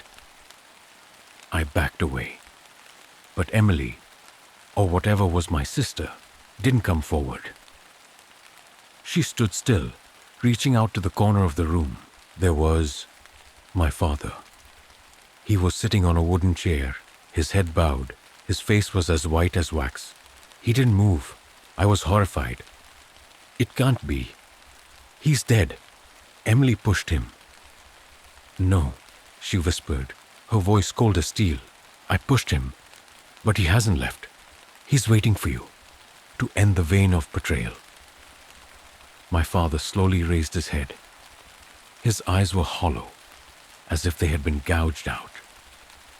Blood flowed from his eye sockets in two red and black lines.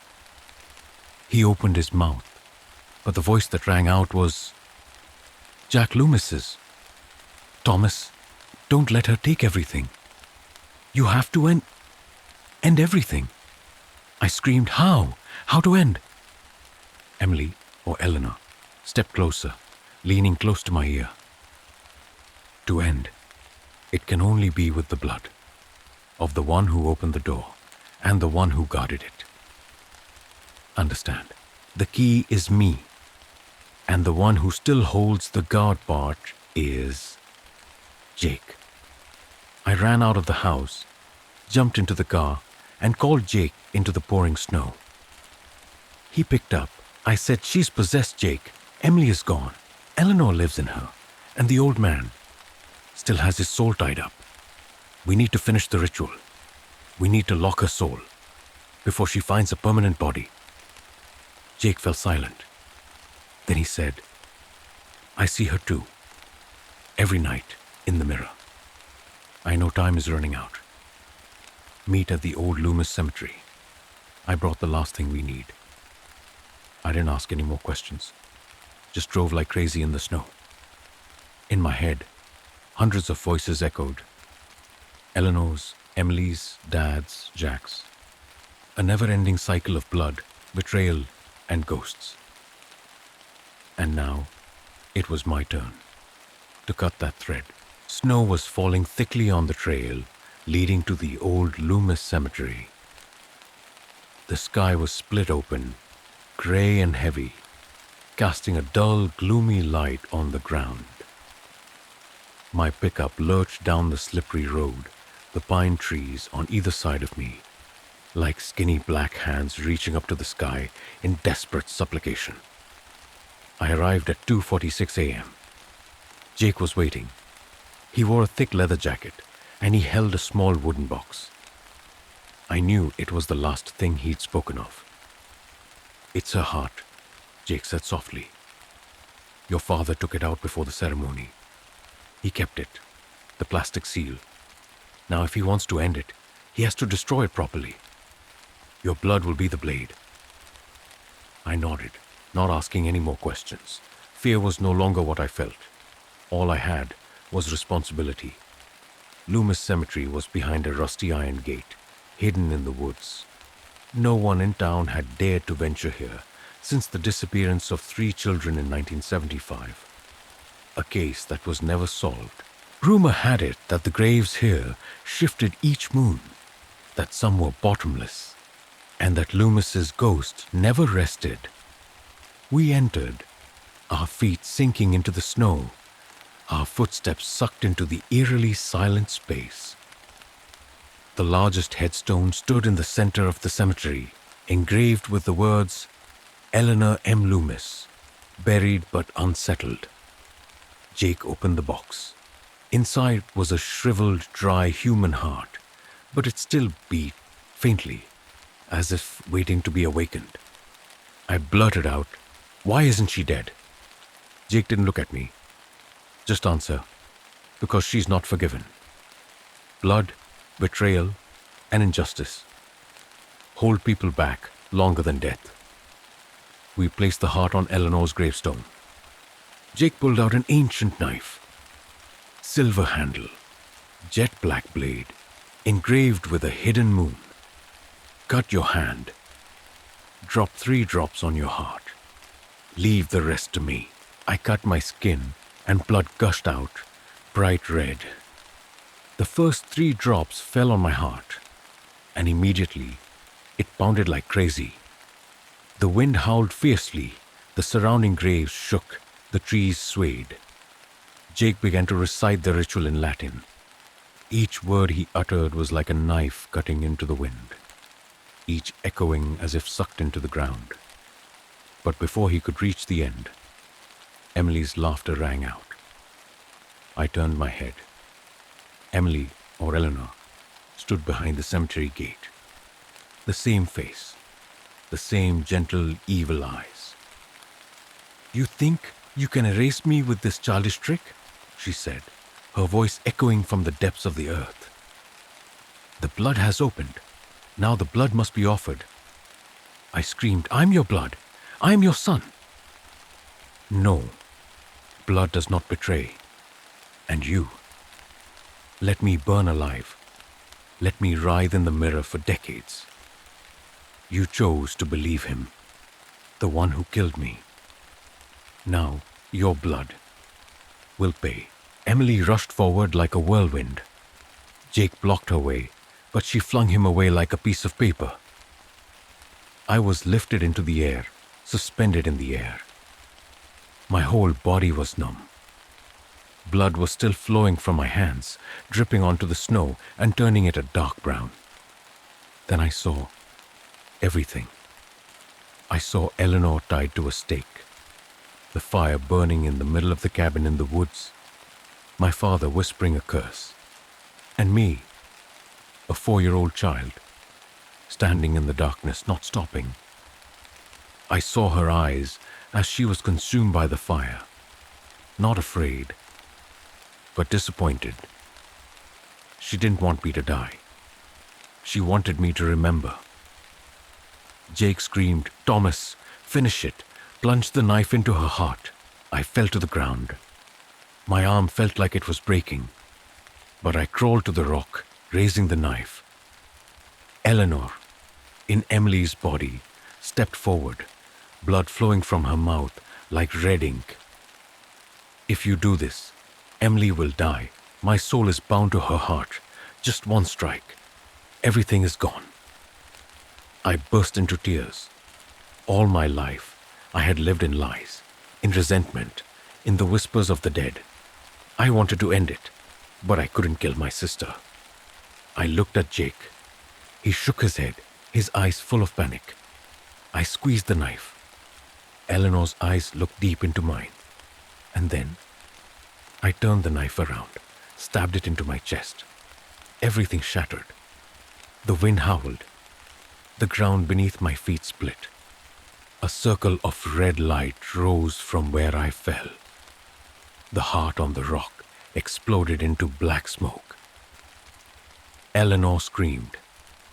A scream that shook the heavens and the earth. "Why?" I whispered. "I didn't kill you, but I didn't let you live on someone else's body either. I was the gatekeeper, and I shut it." I saw my blood mixing with the ground. I saw Eleanor turn to smoke, dissipate into the wind. And Emily fell, unconscious. Jake rushed forward, holding me, blood pouring from my mouth. "No, no, Thomas, you can't die here." I just smiled. My eyes looked up at the sky. For the first time, I saw the sky clear. No more mirrors, no more false reflections, no more whispering laughter in the middle of the night. The next morning, Jake told the police everything. No one believed him. Emily lived, remembering nothing.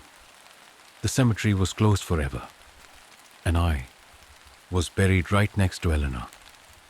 The inscription on the tombstone reads, Thomas Loomis, the closer of the blood circle. Story 7. Bloody Prison.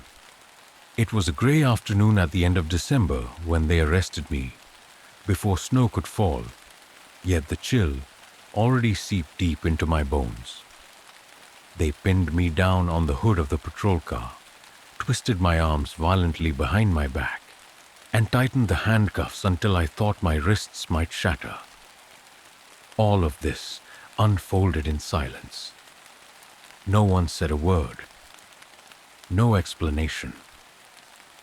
Even though I screamed over and over that I was innocent. My name is Lucas Grady. I'm 33 years old, a former warehouse worker from Ohio. I have no criminal record, no debts, no connections to gangs or drugs. But one morning, I woke up to blood soaked through my bedsheets. Blood that wasn't mine. In the bathtub lay the corpse of a girl I had never met. Within hours, I was branded a cold-blooded killer. North Hollow Detention Center, where they transferred me pending trial, was actually a federal prison in northern Michigan. Despite the deceptively mild name, from the moment I passed through its first iron gate, I knew this place was nothing less than a gigantic, upright coffin. Rows of bleak concrete buildings surrounded by electrified fences, guards patrolling constantly with M4 rifles. Everything was cold, lifeless, and heavily suffused with dread. What terrified me most, however, were the eyes peering through tiny slits in the doors as I was led to my cell block. They watched me like hungry feral dogs spotting prey that had wandered astray. Some inmates smirked, others tapped their fingers on the bars, whispering words I couldn't hear clearly. But their gazes spoke plainly enough, filled with desire, violence, and madness. I was placed in Block D, housing the most dangerous inmates. The guard sneered as he locked me inside cell 4D13. Consider this your reward for the charges you carry. He laughed bitterly and shoved me inside. The cell was foul-smelling and damp, walls splattered with old bloodstains. There was a metal bed, a thin mattress scarred with cigarette burns. On the bed sat a towering bald-headed inmate, dark-skinned and covered in tattoos. He stared at me intensely before saying exactly 3 words. "You the newbie?" I nodded. He said nothing more, just turned away toward the wall. But later that night, I heard him whispering to someone outside the bars. I couldn't see their faces, but I sensed something watching closely, as if I'd unknowingly become part of a game whose rules no one had bothered to tell me. 3 days later, everything spiraled out of control. One morning, alarm shrieked through the cell block when the prisoner in cell 4D02 was found dead in the kitchen. His head nearly severed, blood pooling across white tiles. Most horrifying was the message written in blood on the wall. The battlefield begins. They called it the pit, an underground fighting arena, hidden beneath the laundry room. Not marked on any map, absent from official records, yet everyone knew about it. Every night, one inmate would be silently selected, dragged from his cell down to the pit, forced to fight another inmate to the death, for reasons unknown. Some said it was entertainment for the guards. Others believed in a shadowy power controlling the prison from behind locked doors. I didn't believe it until Jeffries, my new cellmate, after the giant disappeared, was taken on a freezing night. His screams echoed through the halls as if he was being dragged down to hell. The next morning, Jeffrey's body was found hanging upside down in the cafeteria, headless, with yet another bloody message. The weak must die. After that, the night calls became every inmate's nightmare. Each night when the lights went off, my heart nearly stopped beating. Whoever was called never returned the next day. And there was something worse than death.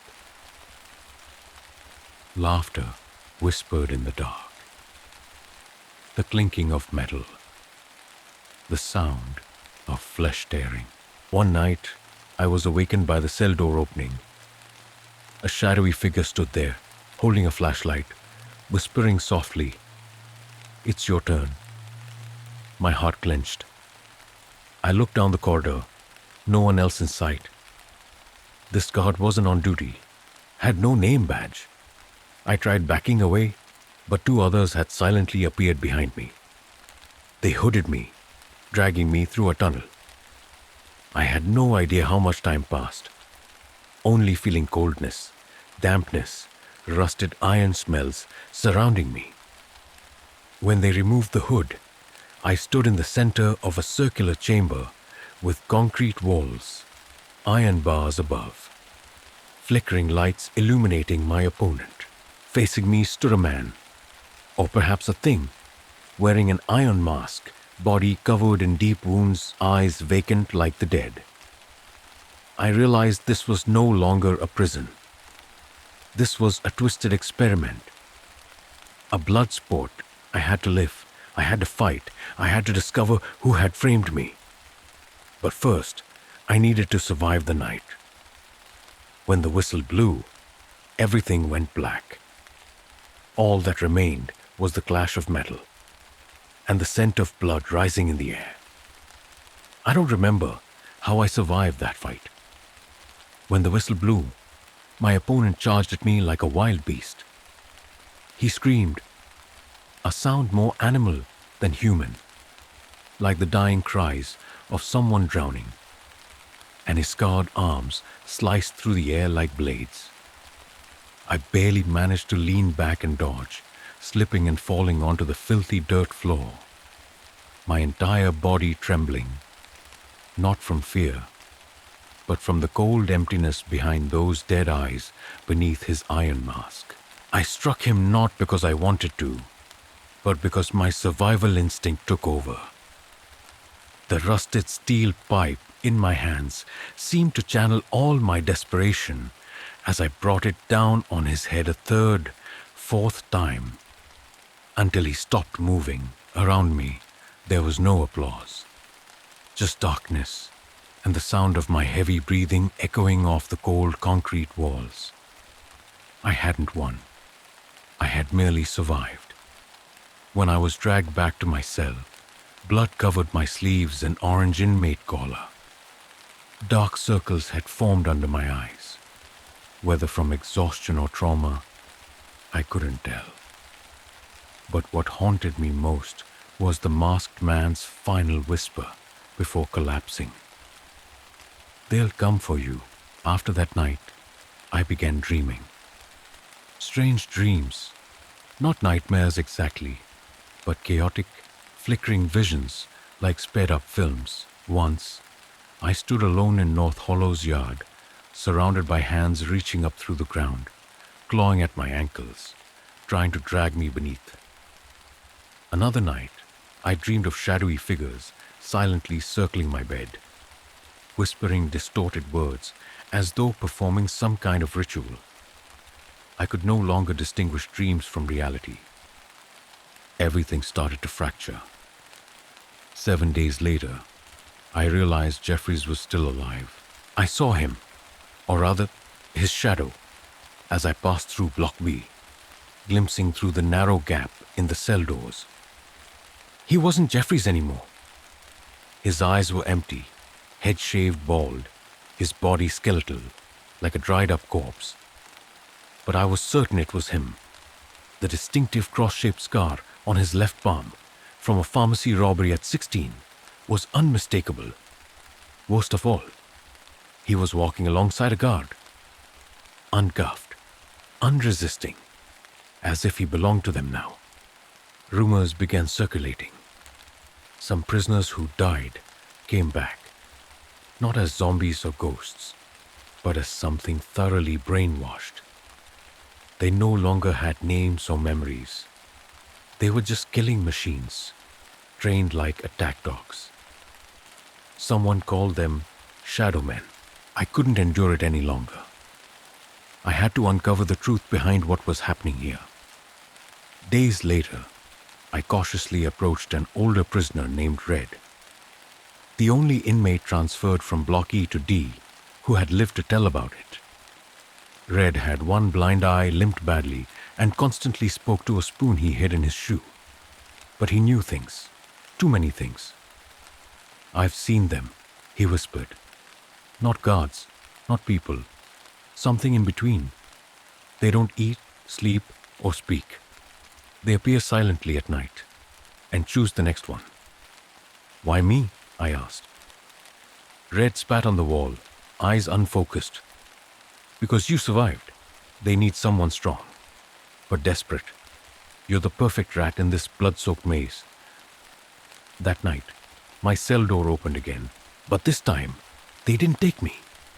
Instead, they took Diego, my new cellmate, a former cartel member from South America. Diego didn't scream. He smiled, gave me a final look, and walked away calmly, as if he knew exactly what awaited him. The next morning, Diego returned, covered in blood, yet unharmed. But his eyes had changed. Empty, cold, like Jeffrey's. And in his hand, hidden from the guard's view, was a small note he slipped through the bars. "Floor 3, old records room, 2 GM, a way out." I knew it might be a trap. Probably was. But if I stayed, I'd die. Or worse, become a shadow man.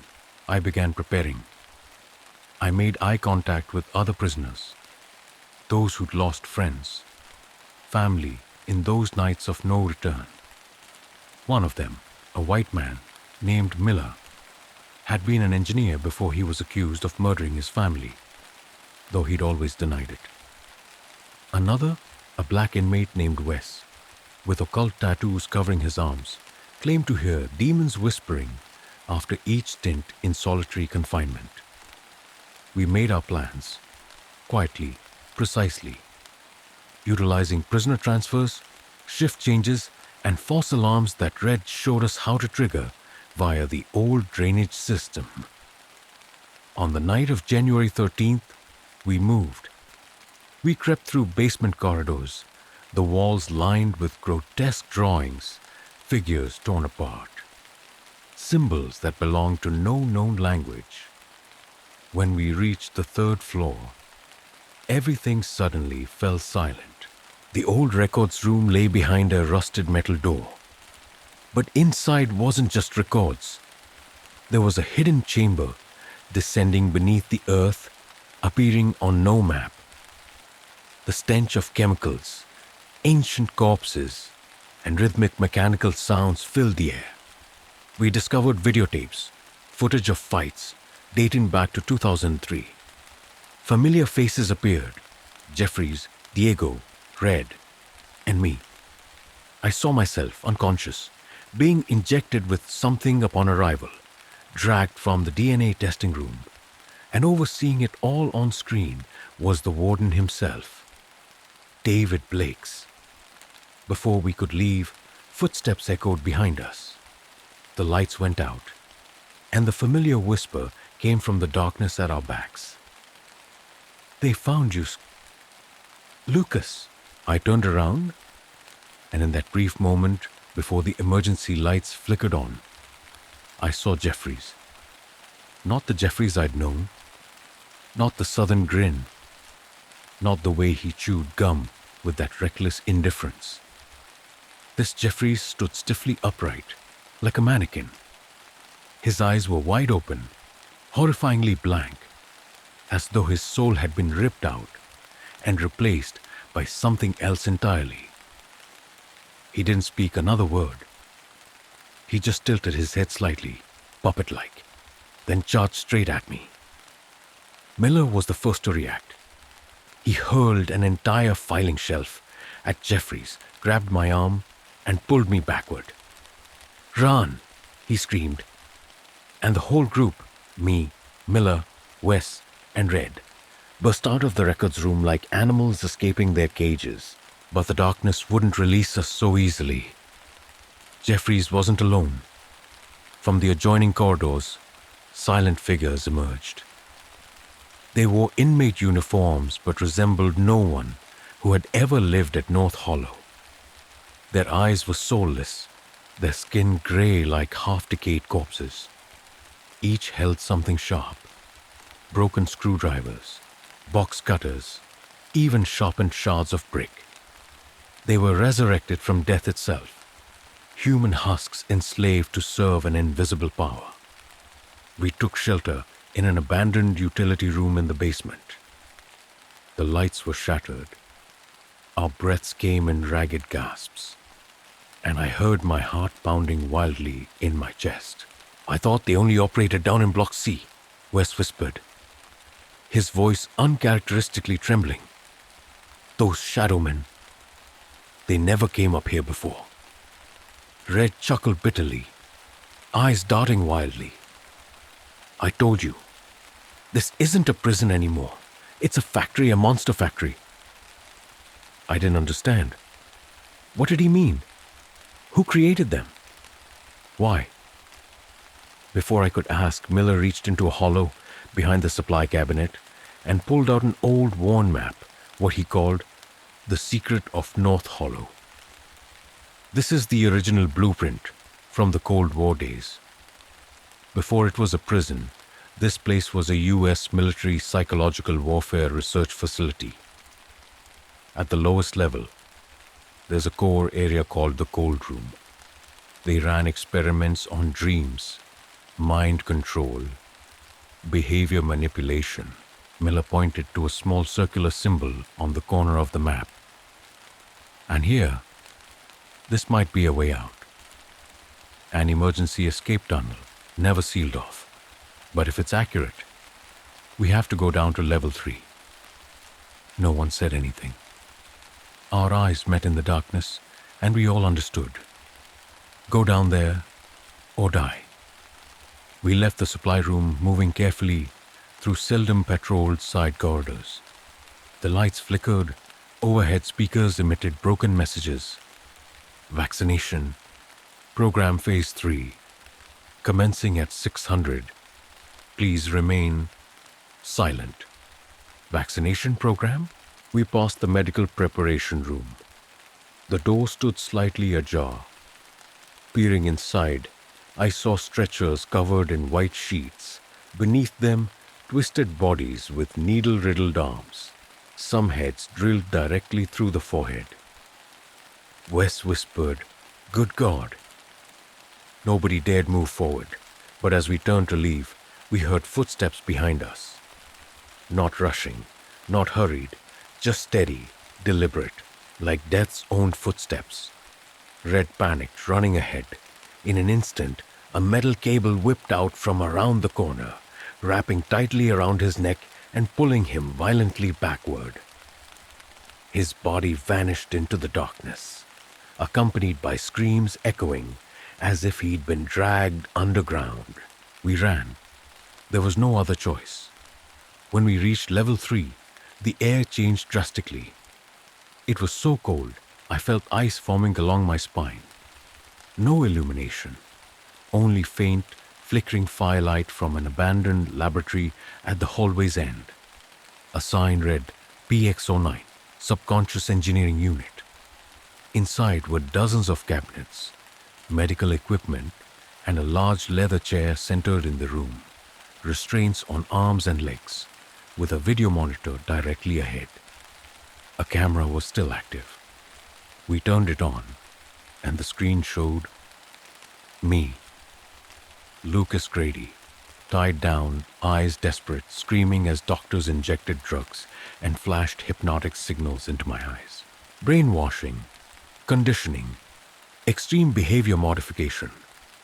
I wasn't the first, but I was clearly part of the experiment. Miller searched a nearby safe, uncovering a thick black folder with embossed letters on the cover. Shadow Reflex Protocol, SAPI. Inside were detailed records listing prisoners subjected to memory alteration, clearly indicating who had successfully adapted, who had failed to resist, and who was under observation. My name appeared under the last category, Subject 0421LG, responding positively, high adaptability, ready for Phase 2. We had no doubt anymore. This wasn't a prison. It was a living laboratory. And those who resisted ended up like Red. We found a large ventilation duct leading toward an underground passage to the west. Wes climbed up first. I followed closely behind. But halfway up, an alarm sounded sharply, followed by a voice through the intercom. Lucas Grady, Subject 0421. You are leaving the permitted zone. Return immediately. This is your final warning. I glanced at Miller. He gripped a steel pipe firmly. Determination etched on his face. Keep moving. I'll watch your back. I couldn't abandon him. But when I saw faint daylight through the final vent ahead, I knew hesitation meant death. I crawled forward. But just 5 meters from freedom, a single gunshot echoed sharply. Miller collapsed. I didn't dare look back. I crawled desperately, like a beast driven only by the instinct to survive. The grate finally gave way, and I tumbled onto frozen ground. Snow, wind, night air. I was outside. I thought I was free. But when I raised my head, barbed wire fencing encircled me, and watchtowers had their rifles already trained upon me.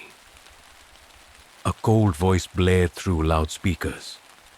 Subject 0421 has breached the perimeter.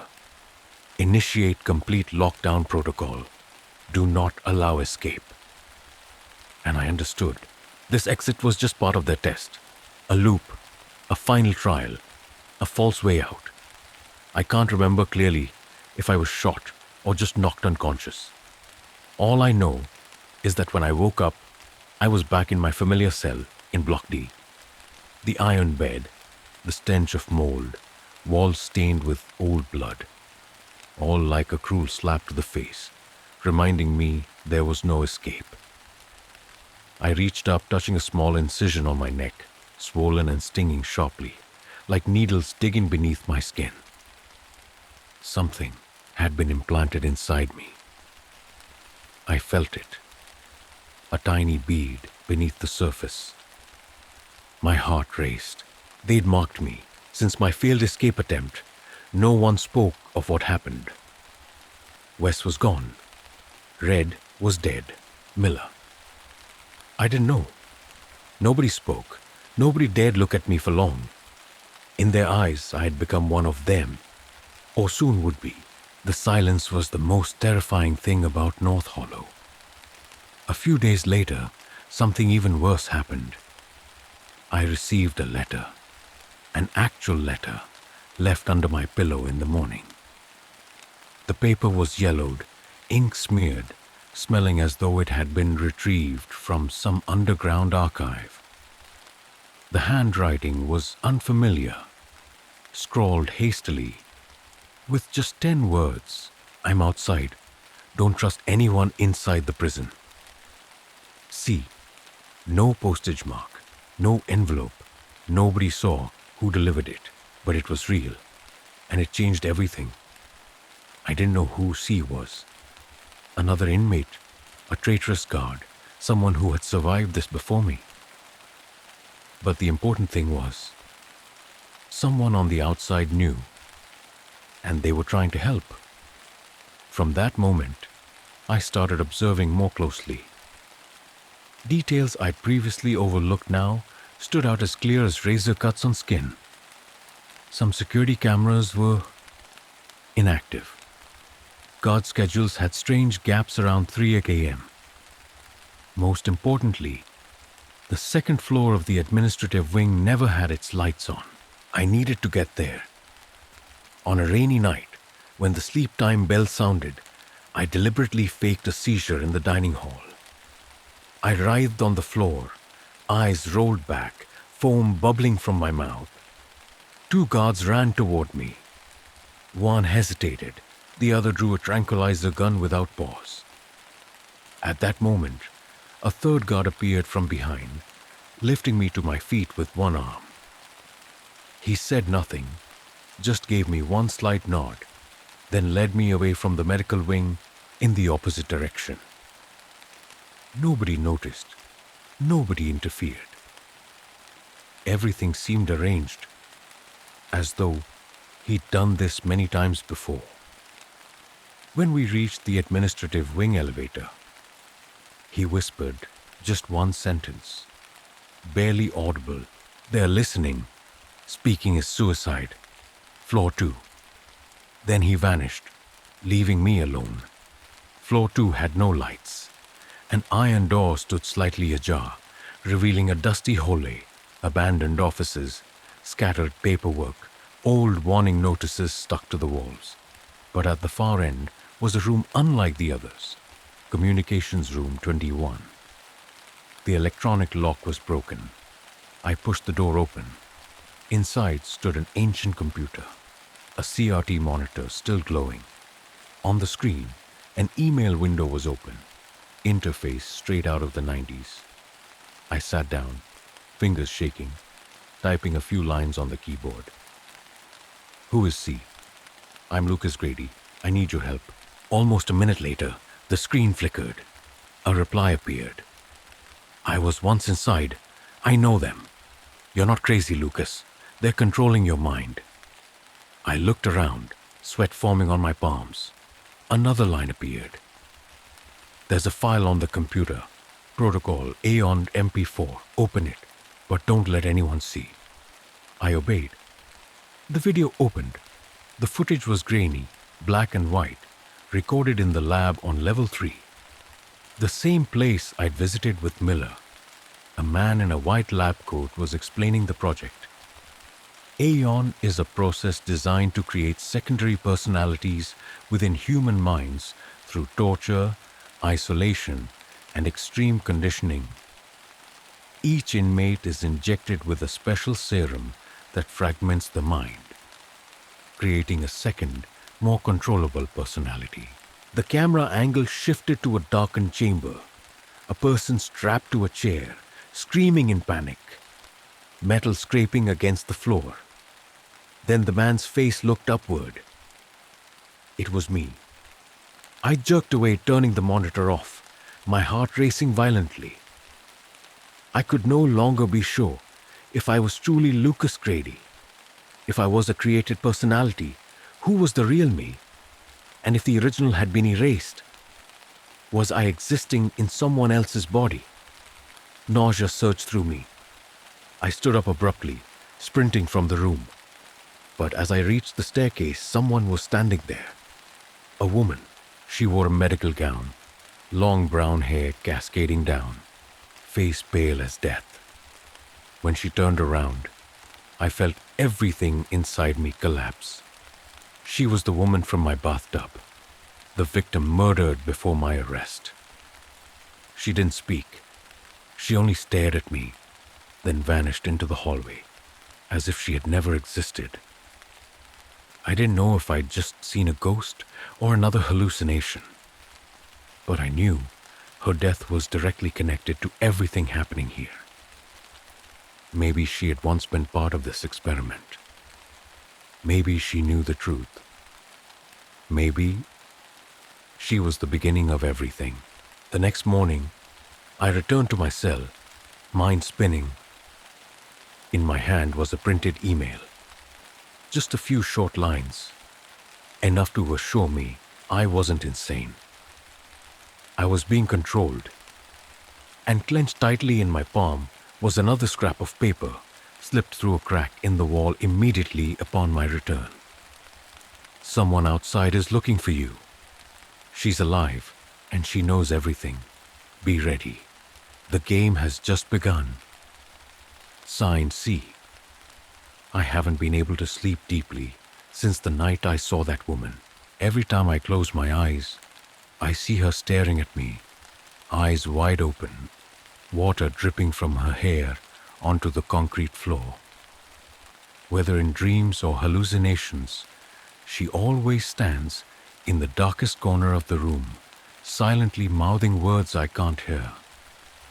Each time I strain to listen, I'm startled awake by the sound of metal clashing against the cell bars or quiet footsteps creeping past my door. Those nights stretch as long as a lifetime. The next morning, as soon as the prison lights flickered on, my name was called. The guard said nothing, simply knocked on the bars 3 times and handed me a slip of paper. A summons to the interrogation room. I saw the signature at the bottom of the page, David Blake's, prison warden. For the first time since arriving here, I'd been summoned to see him. The interrogation room wasn't what I'd imagined. It was unnaturally clean. The grey tiles spotless, white LED lights bright like an operating room. On the table lay only a camera pointed directly at me, a pitcher of water and a thick file. No handcuffs, no guards. And Blake's was already sitting there. David Blake's was in his early 50s, grey hair neatly combed, wearing a perfectly tailored suit, as if he didn't live in this hellhole. His cold grey eyes were those of a judge who'd signed off on a death sentence for an entire city without blinking. He motioned for me to sit. Strangely, I obeyed, as if by reflex. He opened the file, flipping through each page as if reviewing the life history of a laboratory animal. Lucas Grady, 33, temporarily homeless for 6 months prior to arrest. No family, no lawyer appeals, no one looking for you. An ideal candidate. I clenched my fists. I didn't volunteer for your sick game. Blake's didn't smile, didn't get angry. He just nodded slightly. I know. That's what makes you special. Those who resist the initial illusion adapt quicker later on. They fight, they scream, but eventually, they become the most useful. I shot to my feet. I'm not part of anything. I'm human. Blake tilted his head, observing me like a rare specimen. You believe that, but are you sure? You're really you, Lucas? He slid a photo across the table. It was me, but different. A taller, shaved-headed Lucas Grady with cold eyes. Next to me stood the woman from the bathtub, her hand on my shoulder, smiling brightly. A note beneath the photo read, Aeon Project, Secondary Identity 421 LGV, Memory Synchronization Phase, 67%. I trembled as I stared at the photo. Impossible. No way. Blake leaned forward. You don't remember, but she was your wife, and you killed her. I threw the photo down, staggering back. No, I don't know her. You're lying. Blake smirked coldly. Then why does she appear in your head? In your dreams? In the hallways? Why was she the first thing you saw when you woke up, dead in your bathtub? He stood up. We didn't fabricate your memories, Lucas. We unlocked them. And the worst part hasn't even surfaced yet. They took me back to my cell. But this time, someone was waiting for me. See, she wasn't a ghost, wasn't another personality inside my head. She was real. She'd snuck in after midnight, wearing an old guard uniform, her face blackened for camouflage. She didn't reveal her real name, just told me to call her Cass. Thin-build, voice sharp as steel, and eyes that belonged to someone who had lost too much to still feel fear. You didn't kill anyone, she whispered. They planted someone else's memories inside you. That woman, She was the wife of a previous test subject. They failed with him and needed a new host to continue the data. You're their vessel. My mind spun wildly. Then, who am I? Cass squeezed my hand tightly. I'm not sure yet, but I know how to find out. Cass had once been a researcher in the Aeon project. She had defected when discovering that the experiments didn't just test subjects. They erased identities, merged memories, and placed living people into permanent, simulated realities. They called it the third consciousness layer, where all perceptions could be programmed. She showed me a small device, a memory transmitter that could reactivate original memories via electric pulses. But to use it, I needed to return to level 3. Room K, the foundational unit. We spent 3 days planning. Under the guise of inspecting pipe systems, Cass led me through auxiliary corridors. During that journey, I saw things I once wouldn't have believed. Failed test subjects locked inside glass chambers, convulsing as conflicting memories tore their minds apart. Some had lost their faces entirely, skin sagging like melted rubber, constantly whispering repeated phrases. Don't look too long, Cass warned. If you stare into their eyes too deeply, you won't come back. At the corridor's end was Room K, a large stainless steel door marked with an open eye symbol. Inside was a chair, machinery, and a touchscreen displaying neurological data. Cass attached the device to my temple and activated it. I began to remember. Not one memory, but 3. 3 different lives layered upon each other, like shedding skin. One Lucas Grady, the warehouse worker I'd believed myself to be. Another, an undercover DEA agent abducted while investigating memory control drugs. And a third, a killer created by the Aeon project itself, designed to test extreme emotional reactions. Cass stared at me through the screen, her voice shaking. They combined parts of all 3 minds to create you. A hybrid, a puppet with synthesized memories. I gasped, struggling for air.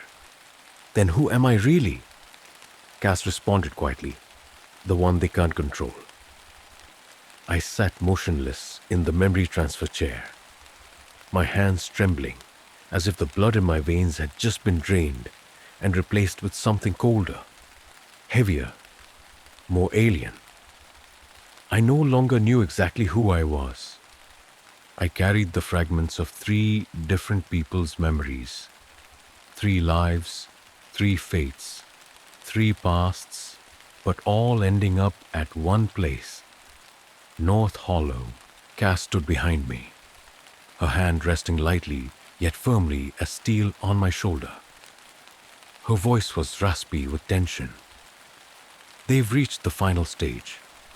As soon as you begin remembering, they'll activate the purge reflex, a biological mechanism implanted in your brain to erase your original self and overwrite it with their final chosen identity. I asked her the question I feared most. How much time do I have? She glanced at the clock on the control panel. Less than 24 hours. Once memory synchronization hits 100%, you won't be Lucas anymore, nor any of the 3 individuals. You'll be something they designed. A neutral entity, completely obedient. I stared straight into her eyes. I won't let that happen. We decided to leave Room K that night. Our escape no longer involved the familiar hallways. Those had been sealed off after our last infiltration. Cass told me if there was one final escape route, it would lie in the deep data sector, the storage for original models of all the false memories implanted into prisoners. If I destroyed the core data, I could erase my role entirely from the Aeon system. With no role left to play, they couldn't hold me anymore. They don't keep what they can no longer control, Cass explained. To reach that sector, we had to pass through Block B, an area rumored to have been abandoned since 2008 after a mass murder incident. But Cass knew the way. She'd worked here once and still had an old retinal scan not yet erased from the database. Block B's corridor was like a forgotten corpse. Shattered lights, smoke-blackened walls, dried bloodstains across the ceiling, and deep scratch marks where fingernails had desperately clawed at stone. Scrawled across the wall in blood were the words, "They're still here." We passed through 3 steel doors, narrowly avoiding 2 motion detectors by crawling through old drainage ducts. Cass's breathing was tense beside me, each breath shorter whenever the overhead lights flickered. When we reached the final door leading to the deep data sector, I noticed a small tag lying on the floor. The name on it was Wes. I picked it up. On the back was a medical note. Rejected synchronization. Result: acute response disorder. Move to cryogenic storage. My head sank. Wes had been my ally. Now, he was just another cold, lifeless number. The final door opened after Cass entered a 3-layered code. Inside lay a circular room. Hundreds of server racks lined along the walls like an enormous honeycomb. The humming of cooling fans, electricity crackling, data streaming through millions of memory files, echoed like a sick symphony inside my head. The central unit is the systems core, Cass said, pointing toward a giant cylindrical structure at the center. You must get inside it. Insert this device into the main port. It'll trigger a system reboot, and within 3 minutes, all data about your identity will be erased. She handed me a small silver data stick, no larger than my thumb. Engraved on its surface was one word: revoke. I stepped toward the core, hands shaking uncontrollably. From somewhere deep inside my head, whispers began. Not someone else's voice, but my own, distorted and layered like a looping audio recording. You're not you. You're me. I'm the real one. I staggered backward, pain stabbing through my head, as if someone was poking sharp needles deep into every fold of my brain. Cass ran to me, gripping my shoulders tightly. Don't listen. It's the system's self-defense mechanism. It knows you're trying to escape. I screamed in desperation. I don't know who I am anymore. Cass locked eyes with me, unwavering. You're the only one who dared to ask that question. And that's exactly what makes you real. I thrust the revoke device into the central core. Immediately, alarms blared. The room bathed in flashing red lights. Data surged backward like a tidal wave. White light flooded my vision, and images overwhelmed my mind. A boy sitting by the window, watching his mother leave and never return. A young man punching a mirror after being falsely accused of robbery. A man standing in the prison hallway, wondering if he was still himself. All of them were me. I wasn't just one. I was all of them. I was someone who had lived, remembered, suffered, feared, and chose not to submit. Outside, alarms echoed throughout North Hollow. Cass grabbed my arm. We need to move. The exit is behind the old chemical storage room.